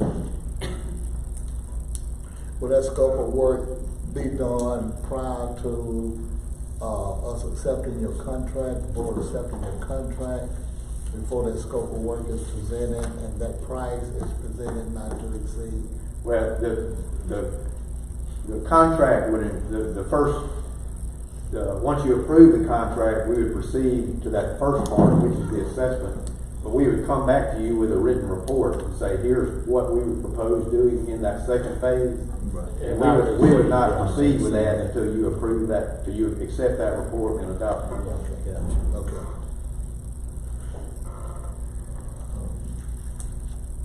Well, I think we need a motion to acknowledge the contract. I don't know what. Well, to accept the contract is what we're doing now. If that's the only contract that we have. Yeah, that's who we chose out of the people, out of the engineering firm that submitted. Yeah, we chose. Can I get a motion to acknowledge that the Pickering firm and the engineering group are one and the same? Wagner, I'll make that motion. Second. Motion by Supervisor Montgomery, second by Supervisor Howard. Any additional questions? If not, all in favor? Motion carries 5-0. Motion carries 5-0. This way, let me say, I'm fixing to head over to see Dr. Keenum Yes, sir. about the major road project. Major road project. And get his letter for our bill grant application. Right. And Yeah. y'all gonna get yours, I think, written up. Right. And get it to Jeff Allweather, yeah. Okay. With Pickering, yeah. Right. So we going over and get with him now and get his letter written. Well, we've already accepted the contract. Yeah. For the bill grant with you, so. We're moving on. Yes, sir. Thank y'all for your help. I do want to say, I got to know Mr. Furr when we took our trip to Washington, and he treated us like royalty up there, and I really appreciate that. Listen, and I really still got thank my him. car tag in my house. It's 1962 from Octavia Hall County when I was up here. And this is Well, we certainly I appreciate saved my you. tag to Octavia Hall County. Looking forward to working with you. Thank y'all. Enjoy. Yeah. Thank you. We need a motion to accept the contract. We have a motion to accept the contract for Mississippi engineering firm. Motion by Supervisor Howard, second by Supervisor Montgomery, that we accept the contract. In the course of additional questions. All in favor? Aye. Motion carries 5-0. Okay, moving forward, road manager report, Mr. Baggett. Sorry about the delay, Mr. Baggett. No problem. Don't think it's okay, somebody want a copy of the report? Yeah. That's good.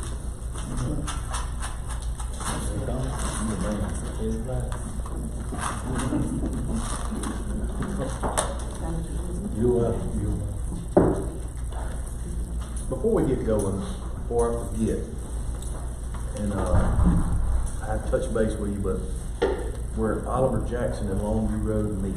A gentleman came last board meeting, but we've done some work there. I think the problem is the right of entry, and we can only go so far. And it's off of, but now the Longview Road is taking shape. They're building it up, putting the cross drains in right there. And we see how the best way to divert that water under the road, because when it floods out Oliver Jackson, probably 150 to 200 feet off of Longview Road, and it floods it in that area, holds water up as it's trying to go kind of to the east and continue on south. And we see the best way to let that water through there. It's it's almost like a little swamp, a little bog in that it's a little small area right there, but it silts in, it causes some havoc right there. While the project's going on, summer months, we could see about maybe getting Derek or somebody like that over there with his crew to make it where it mesh well with, Oliver Jackson and Longview Road right there in that, I call it the intersection, you may as well say. Okay. When you say under the road, you mean under Longview? Yes, sir. Yeah, because it's continuing to try to come, it stops right there, and then as it stops there, it just, water can't go anywhere, it backs up. So what I'm gonna really need to do is get with the engineer of record on that project for Mr. Pritchard's office, because he's so involved with it. Kind of mesh. Yeah, I'd hate to it's going to send in at this time. Right. And so I'll get with them, but we'll do the work. Right. But then we'll just get direction from them. And it, like I said, high or low, that is depends on what y'all, what we do. I'll contact them.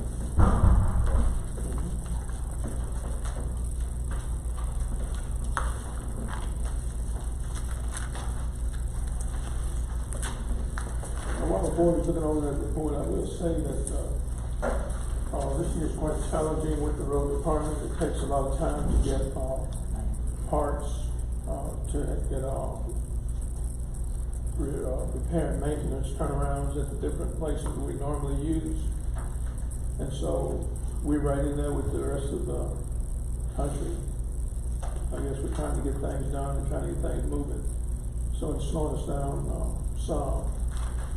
And so in the meantime, what we're doing is just taking on other projects, such as backfilling ditches, deep ditches, and going down the side roads, like the one on West Point. We're going to do the one on West Point, Sturgis, and Chapel Hill Road. There's some really deep ditches. We're going to backfill, we're going to move it down, and cutting tree limbs and this type of thing, going way up high.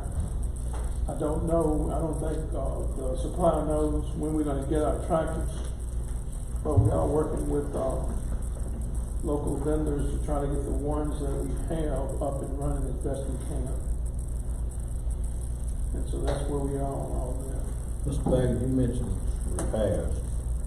Where are you at with the mechanic? And the bottom line is you just gotta get a good diesel mechanic down there in that shop. I mean, it's just nowhere around that. Right. if we gotta pay one, we gotta pay one, but that's gonna be critical in keeping our equipment up and running and on the road and having work done. Well, I've checked with, I've talked to, East Mississippi about mechanics. Because I've talked to Thompson and sales reps from these different companies about where we might find a diesel mechanic. And just right now it's a challenge. All of the guys that, the man in East Mississippi told me they hired their mechanics probably a year before they graduate. They take them into the system, let them come in and work in their shops. The people that's gonna hire them after they finish school. And, that type of situation. And do you think you can go and maybe sneak one from under cat or somewhere like that? Yeah, for the right money. Well, Now let me add also that when we get a diesel mechanic, that's gonna necessitate a considerable upgrade of our shop. In other words, we gotta have computers to analyze the equipment. We've gotta have the jacks and the lifts to do the transmissions and the engines. And so it's a lot involved, it's a lot to get that initiated, and it's a lot to maintain it in a perpetual manner going forward.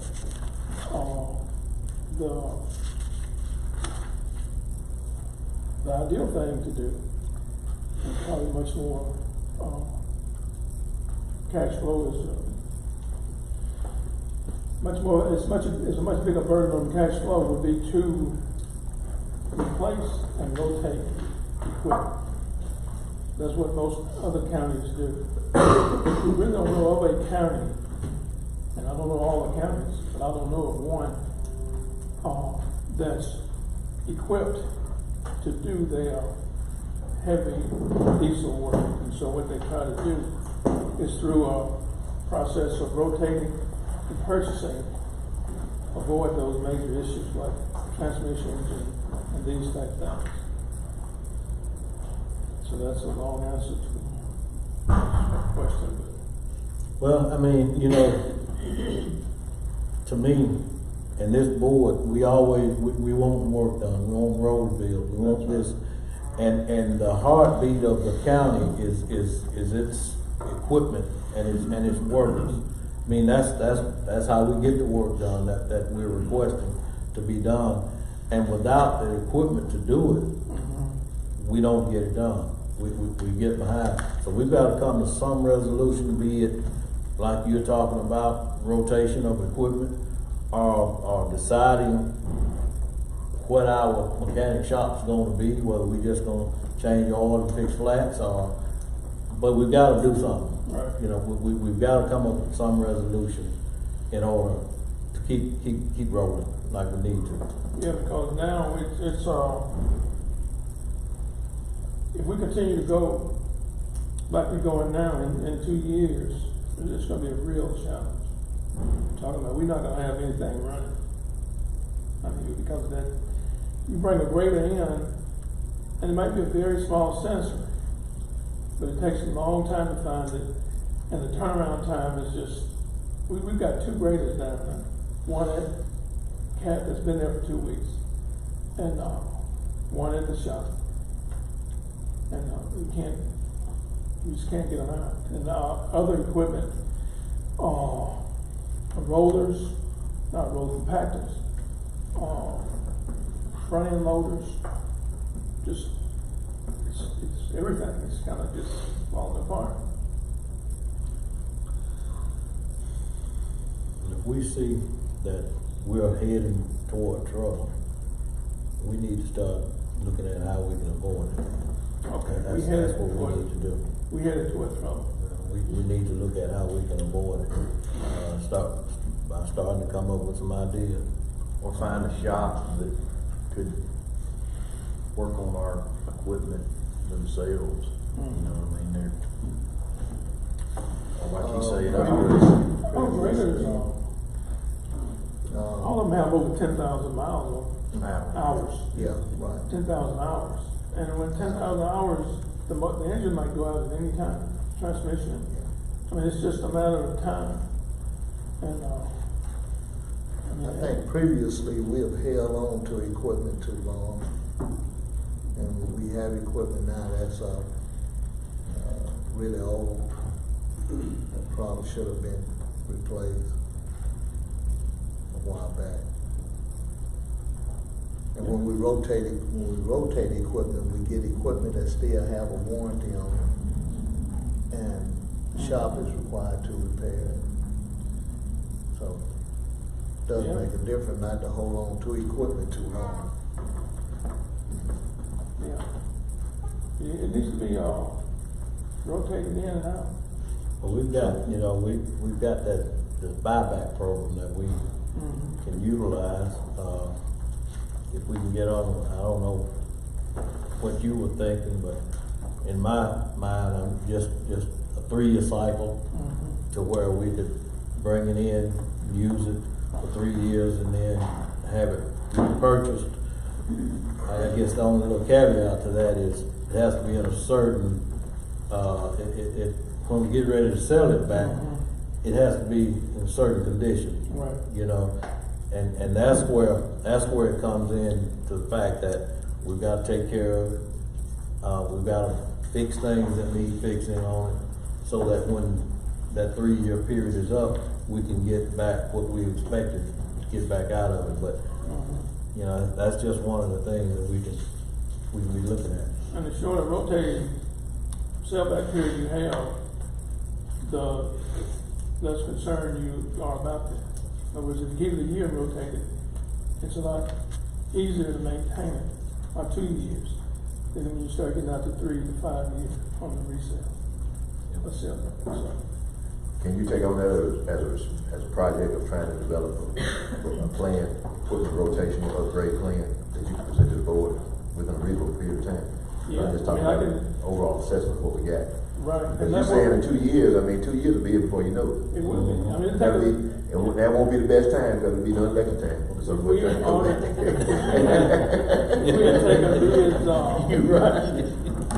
had taken bids today, and we went ahead with the purchase of the equipment, you're still looking at 8 months. Right, I understand. So time is of essence. That's right. And the salesman from CAT, Mitsubishi, any of those guys would be happy to get with me and have to develop something like that. It doesn't have to be a particular sales group or company, but they've got those in place, and they'll be glad to sit down with me. I can have that by the next board meeting. Okay, well, I'd like to see you do that. I don't think it takes a board order, but I'd like to see you do that at this moment.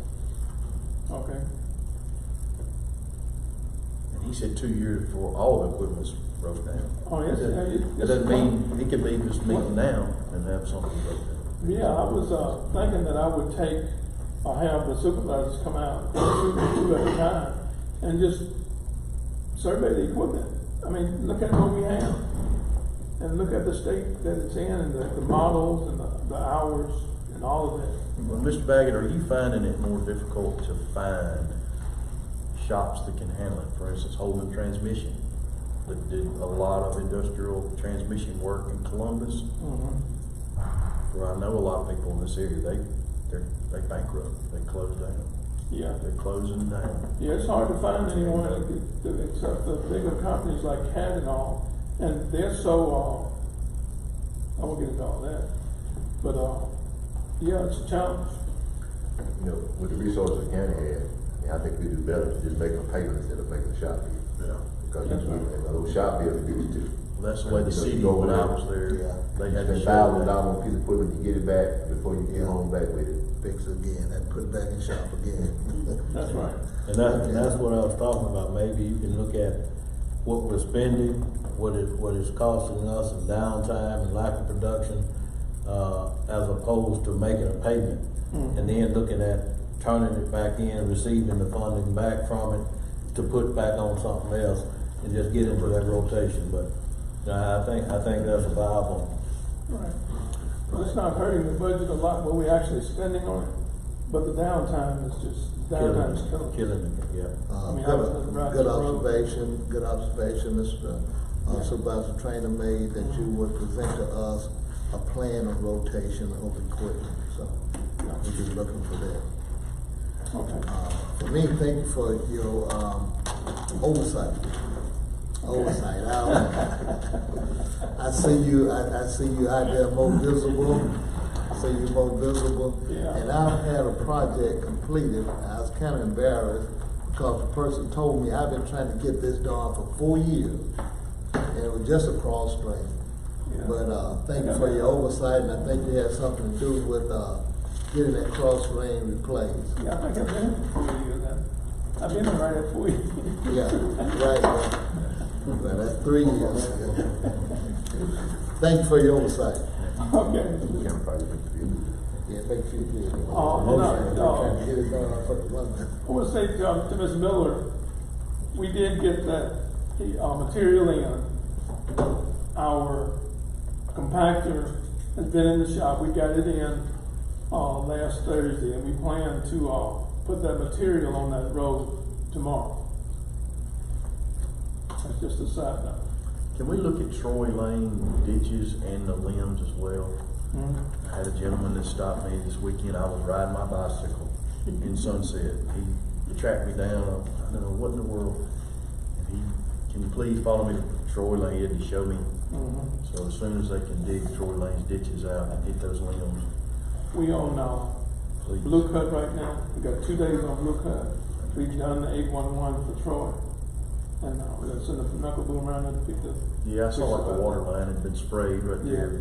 I mean, right where a cross drain comes out. Right.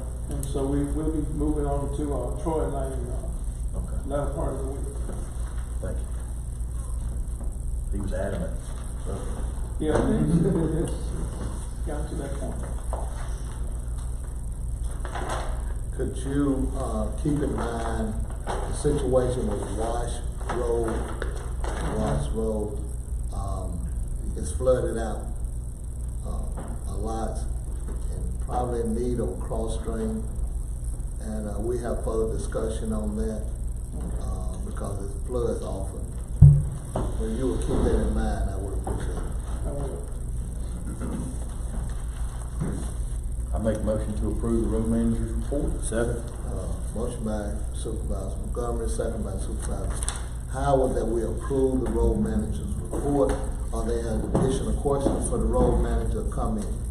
If not, all in favor? Aye. Motion carries 5-0. President, I make a motion that we approve this request for enterprise property to stabilize grant at 30, whatever. Entertain a request for 344 Sturgis West Point Road to enter private property to work on a project. And I did take a picture of it. I just never could get it to go from my camera. And that's a motion coming from Supervisor Trainer. Do we have a second?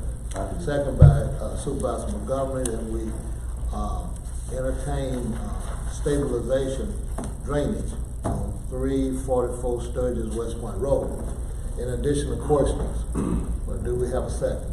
Yeah, he said, second. yes, Okay. All in favor? Aye. Motion carries 5-0. I do got one other question. What are we looking at on our clipping? I know there's been some jumping around clipping in different places. Well, we're trying to get started clipping. Where are we gonna start at? Well, I mean, look, you know, some people in my district come back and say, well, we was over there and this area been cut. Why is not? And I try to explain to them, we're trying to work on the rotation. And that's my reason for asking. It's getting a little bit hard for me to keep telling my people. Yeah. And they seeing clipping going on in other places. So what do we? That's in a whole lot of clipping going on. But they have been a little bit. So coming up to the top. but I'm just asking, what? I think that we have approved road manager's report. I think so we can move on with the meeting. I'm asking our road manager about the clipping right now. Give us a little minute here, we'll finish, we'll get back to it. But I've been asked to cut down on some of the meetings. I understand, but we, and you know, control. I think we went way too long on the educational deal, Right. where you sort of stretch and stretch and stretch. Give me a little time here, that's all I'm asking. So as the president, I'm gonna request that you call Mr. Baggett, and Mr. Baggett. No, sorry, as an equal board member as you, I'm gonna talk to my road manager. He's constantly taking calls. Mr. Baggett? Yes, sir. Can you address my question, as far as your, on our clipping, what are you expecting? Okay. I'm not throwing it back on you, but I'm not sure about the question. I'm not sure. How are you equipped? What's your equipment looking like? And when are you plan on starting? Okay, the tractor, just say in your area, we've had two major breakdowns with it. Right now, it's at the shop out on Longwood, being worked on today. So it should be back out there, just as soon as the man out there finishes.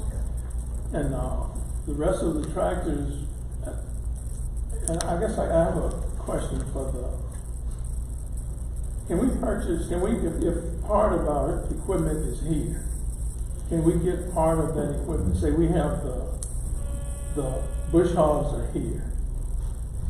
Can we go on and take delivery on the bush hogs? Why can't we? I mean, is there? We have a unit, when I say unit, we have a tractor that run the. Yeah, we have tractors that can run the bush I hog. would say so, yes, sir. That's because we're purchasing the tractors, but we also needed bush hogs, so. Yeah.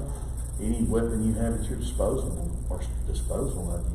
Well, if we can do that, each area, each barn will have a minimum of 2 tractors that are running full time, clipping. Clipping nonstop. Nonstop. They're gonna be clipping, for instance, today, there's somebody bush hogging. Yeah, if we had those, Okay. and it's How are not we too gonna, bad. and to Supervisor Howard's question, because I know I've been patient, I wouldn't say, I would echo Brickley, has been patient, Supervisor Miller's been patient. And there have been years where, a lot of years, my district has been the last one to get started. I think we agreed this year we were gonna start on the west side of the county. Because there's been a lot of places that just, because we wait so long, a lot of times, there's wet areas in District 1, District 4. Well, District the only way I can handle that, is We to need go to- back and look at where we started last year. Started on the east side of the county. And then start both off years, again and both come and years. do the other way. Are we gonna, so we're gonna, to his question then, and my recommendation is that we start on the west end of the county and work our way back east, because if you start on one end of the county and you work your way to another one, then a lot of times it's too wet. My area didn't get done till November, it was deer season, Christmas near. Well, in December, it's too wet to get down into those ditches versus now. So I would echo fairness and evenness is that we need to, there's a lot of areas in the district, well, they'll just say the west side of the county, I'm not gonna say my district, that have not been done over the last couple, some 3 years, because it's been too wet when we've been gotten to in that side of the county. So I think it's only fair that we start on that side of the county and work our way back. What I'd like to do is, I'll give it the foreman, and of course the input from the supervisors would help, because I would just like to get it done, and I definitely don't want any of my bosses thinking that I'm being a Well, just I wanna come be up fair. with a plan to get, and to your question, It's not gonna void the warranty on the new clippers if we hook them up to the old I don't machine. think right? so. And So, I think let's do it and get started then. administrator can look into that, and I'll get with you, get with the Okay. supplier, because he Okay. told me they were in. Thank you, Mr. Baggett. And everything have already been approved by the purchasing the clippers, and we know that we have already agreed to purchase those, so I don't see no reason why they cannot be delivered. So Okay. thank you for the extended time, and I don't know whether it was necessary or not, but thank you for being patient.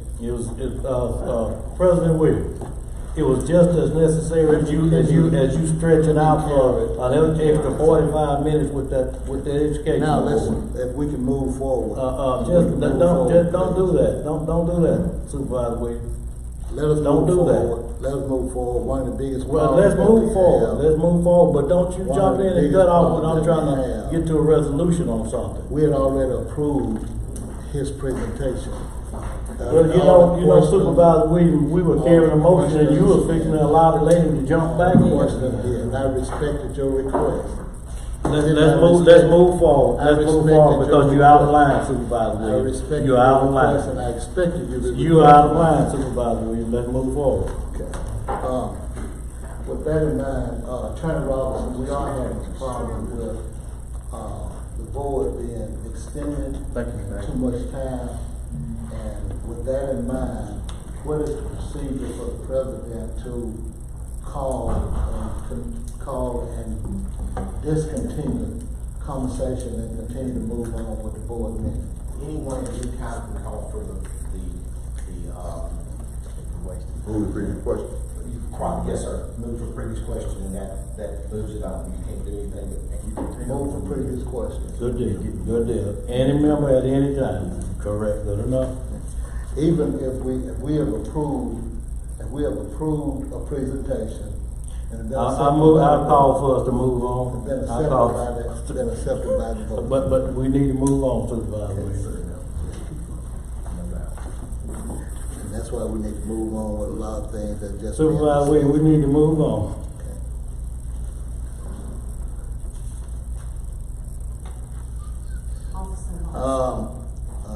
Road manager report, we have approved that, Chancellor Clerk business, Mrs. Livingston. I'm sorry, Officer Watson, would you have something to present? Yes, sir. At the last board meeting, the board approved a contract change from Tiger Commissary to Keith Commissary. The contract that Keith Commissary had sent Lieutenant Word was an older version, and there is one small change that actually doesn't affect the county at all. By way of explanation, when an inmate comes into jail with cash or gets money on his commissary account and then leaves the jail, he gets that money back on a debit card. In the previous version of the contract that we asked for your approval, Keith charges the inmate a weekly fee for every week he doesn't get it off of that credit card. The new change is they go to charge them a monthly fee rather than a weekly fee, so it's actually to the benefit of the inmate. We would just ask that y'all take that under advisement and approve that change to the contract and sign the new version. I make a motion that we take that under advisement from Captain Watson to reflect that change in the contract that we accepted last board meeting. Second Motion motion. for amendment, accept the changes by Supervisor Montgomery, second by Supervisor, Trainer. Are there any additional questions? All in favor? Motion carries 5-0. Thank you, Officer Watson.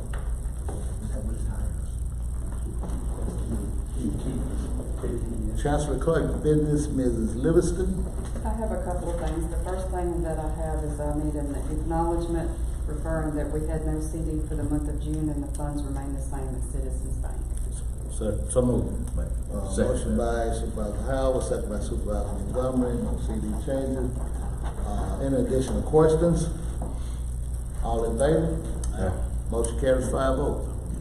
And then my second thing I need is a board order for me to publish the real and personal property assessment roll in the Starkville Daily News. Make motion for that. Second. Motion by Supervisor Montgomery, second by Supervisor Howard. Any additional questions? All in favor? Aye. Motion carries 5-0. That's all I have.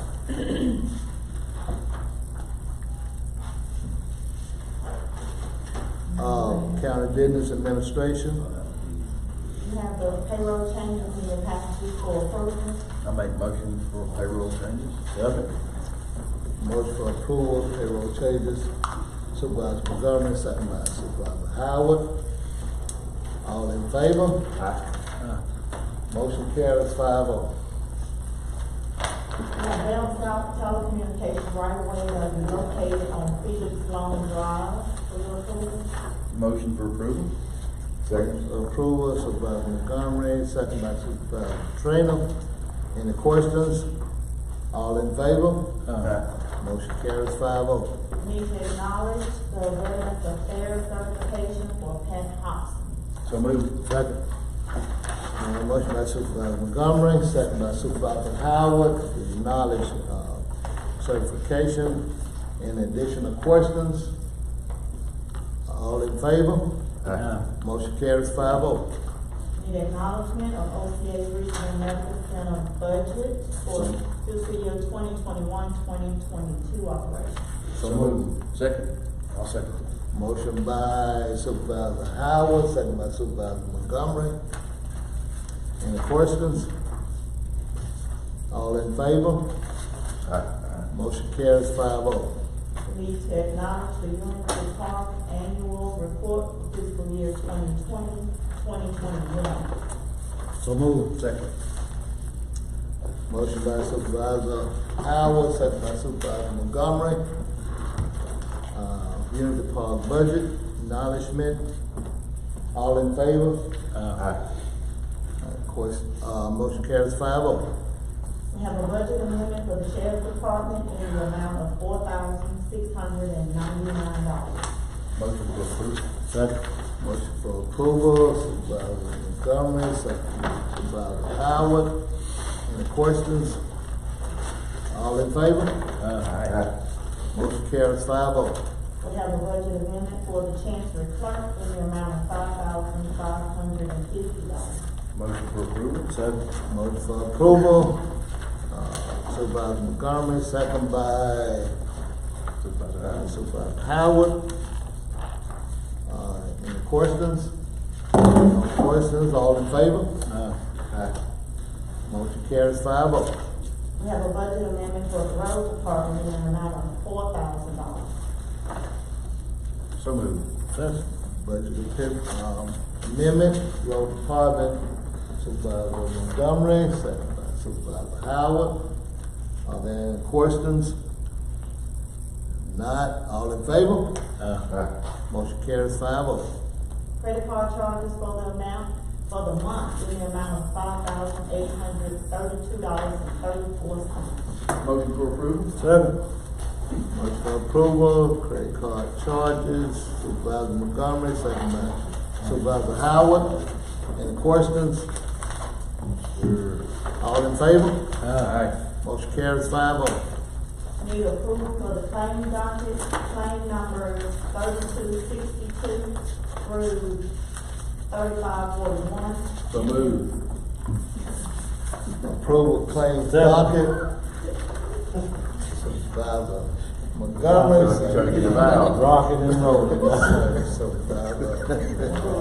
President William and Jack was up for rocking and rolling. No extra more questions, all right? We had one note this past week. Okay. All right, move along.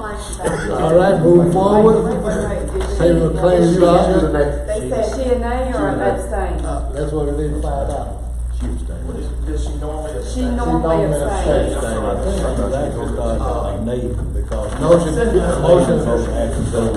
Motion carries 4-1 with Supervisor Miller abstaining.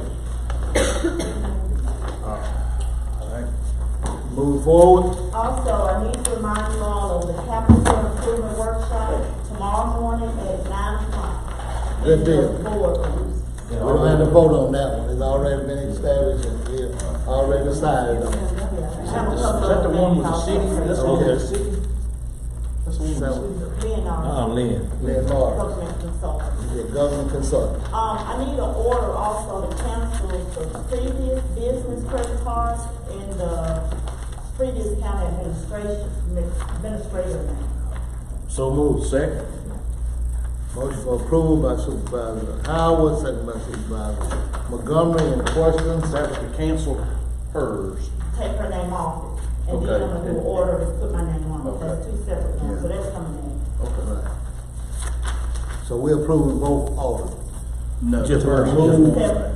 You All right, wanna so I'll make a motion no, to add to her. take, okay, let's carry this one. I think we approved to take Previous previous administrator. administrator's name off.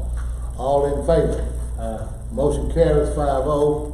I need Now. an order to add the new county administrator's name to the business credit card. And the new county administrator. Second. Motion by Supervisor Howard, second by Supervisor Montgomery, that we add the new county administrator's name. All in favor? Motion carries 5-0. One more thing, we've been under a compliance audit, and there are two bank accounts that, carry our Civil Park County tax ID number that we do not receive, nor do we reconcile. This is the Central Drainage Bank account and the Soil and Water Bank account. We contacted, the audit department, and we were advised that if I get an order from the board, I can ask those businesses that actually receive the statements to remove our Civil Park County from, to remove them off our tax ID numbers. That way I'm not responsible for reporting those funds annually. Okay. So moved. Second. Motion by Supervisor Howard, second by Supervisor Montgomery. Are there additional questions? All in favor? Motion carries 5-0. That's all I have. County business supervisors. Go ahead. I've got one thing. We've been sort of talking back and forth with the city about this TIF deal, and there's a discrepancy, a slight dispute on what the county owes, as opposed to what the city thinks the county owes on this. Can we get a motion to have our board attorney and our tax assessor's office and the city to come together and see if we can get this hashed out? Yeah.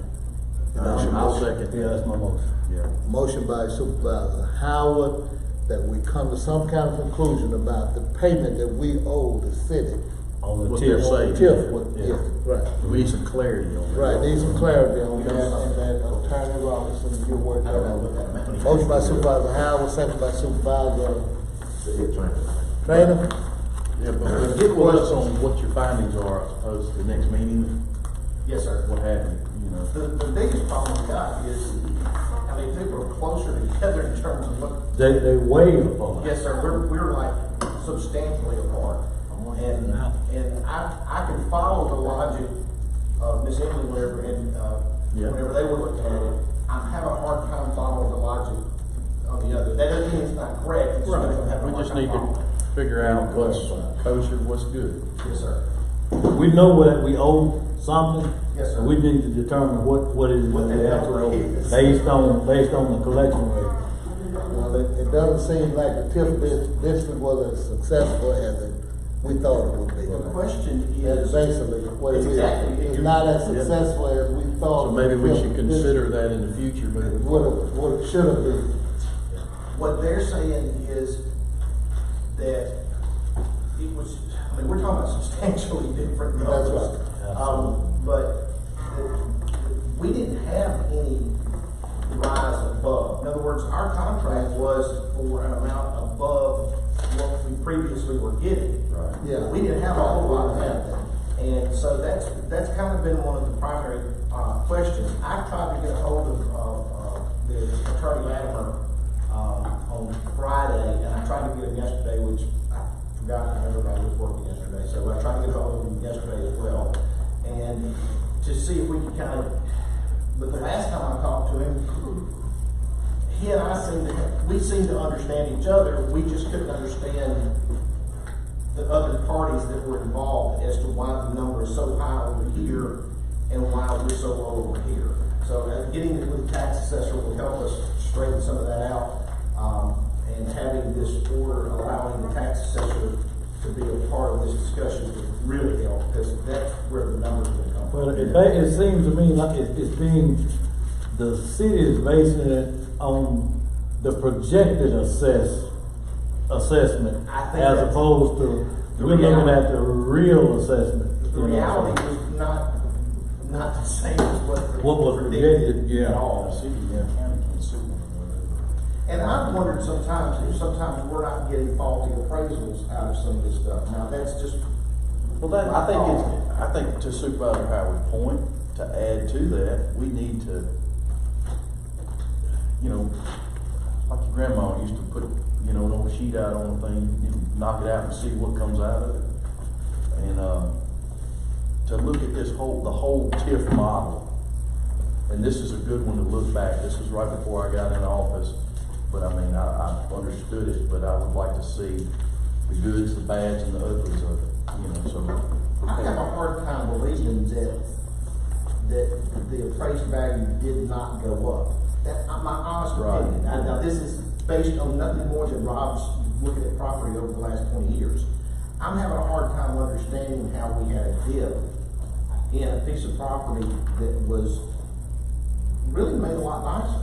I really am having a difficult time with that. Now that being said, I mean, it is what it is sometimes, and I'm not suggesting to you that I'm an appraiser, but I bought property around here and I know what stuff is worth. I don't know if it was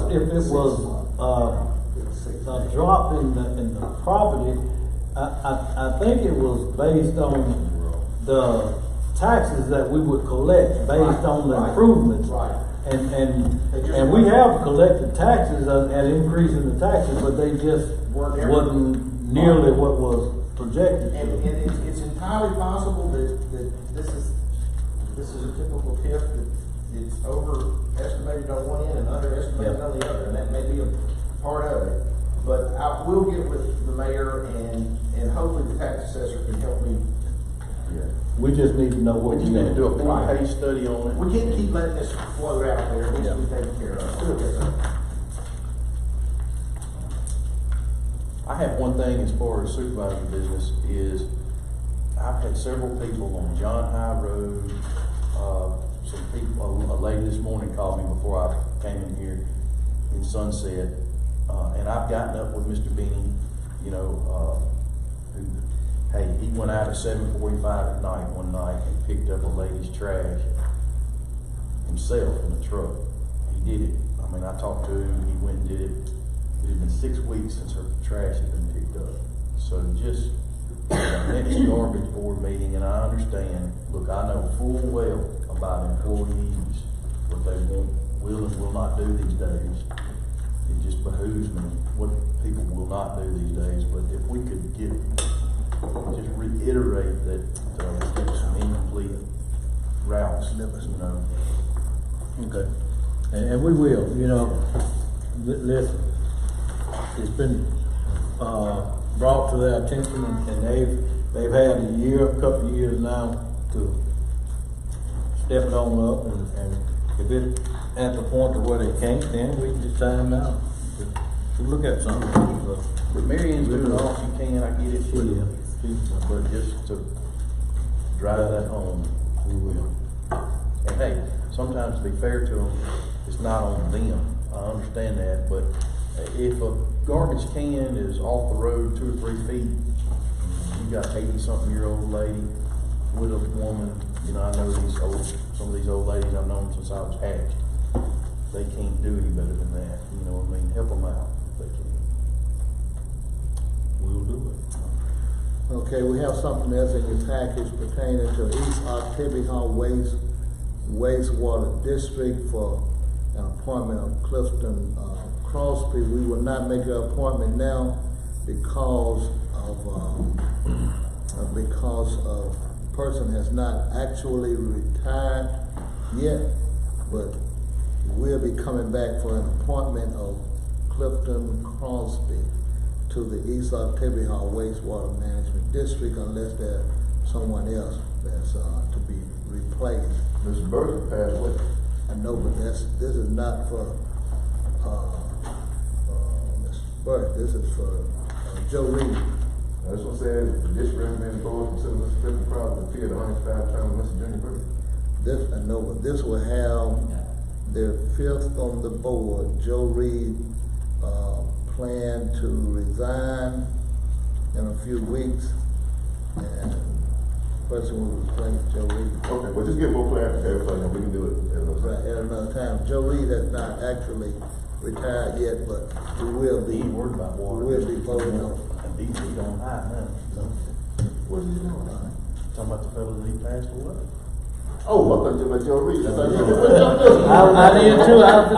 What Joe doing now? Joe Reed is still, He's a living one. He's still alive, he will be resigning. He's laughing. He will be resigning from the East Octavia. I tell you what, it's like our supervisor, Joe Reed, Jim, and Bob, like they're doing good after being supervisor, so hey, that's kind of promising.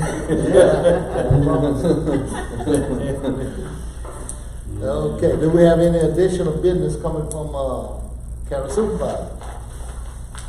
Good.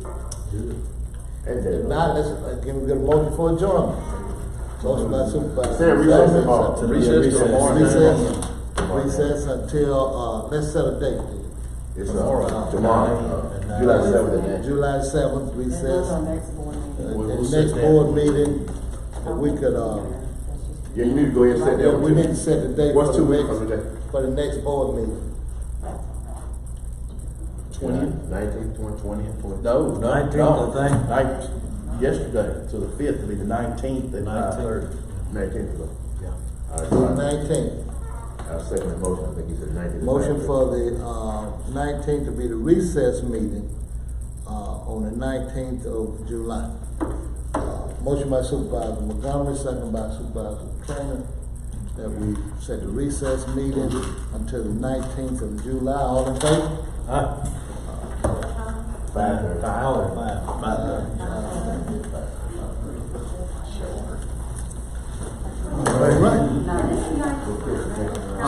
Yeah, tomorrow we're doing just a workshop. I know, look, you don't make me Work session. don't bother me. Come on. Tomorrow? Did y'all work on last time, right? You heard what I Yeah, said? with Mr. Lynn. You ain't gonna have some act up. There you go. Put a mother vote on you. Yeah, we're looking at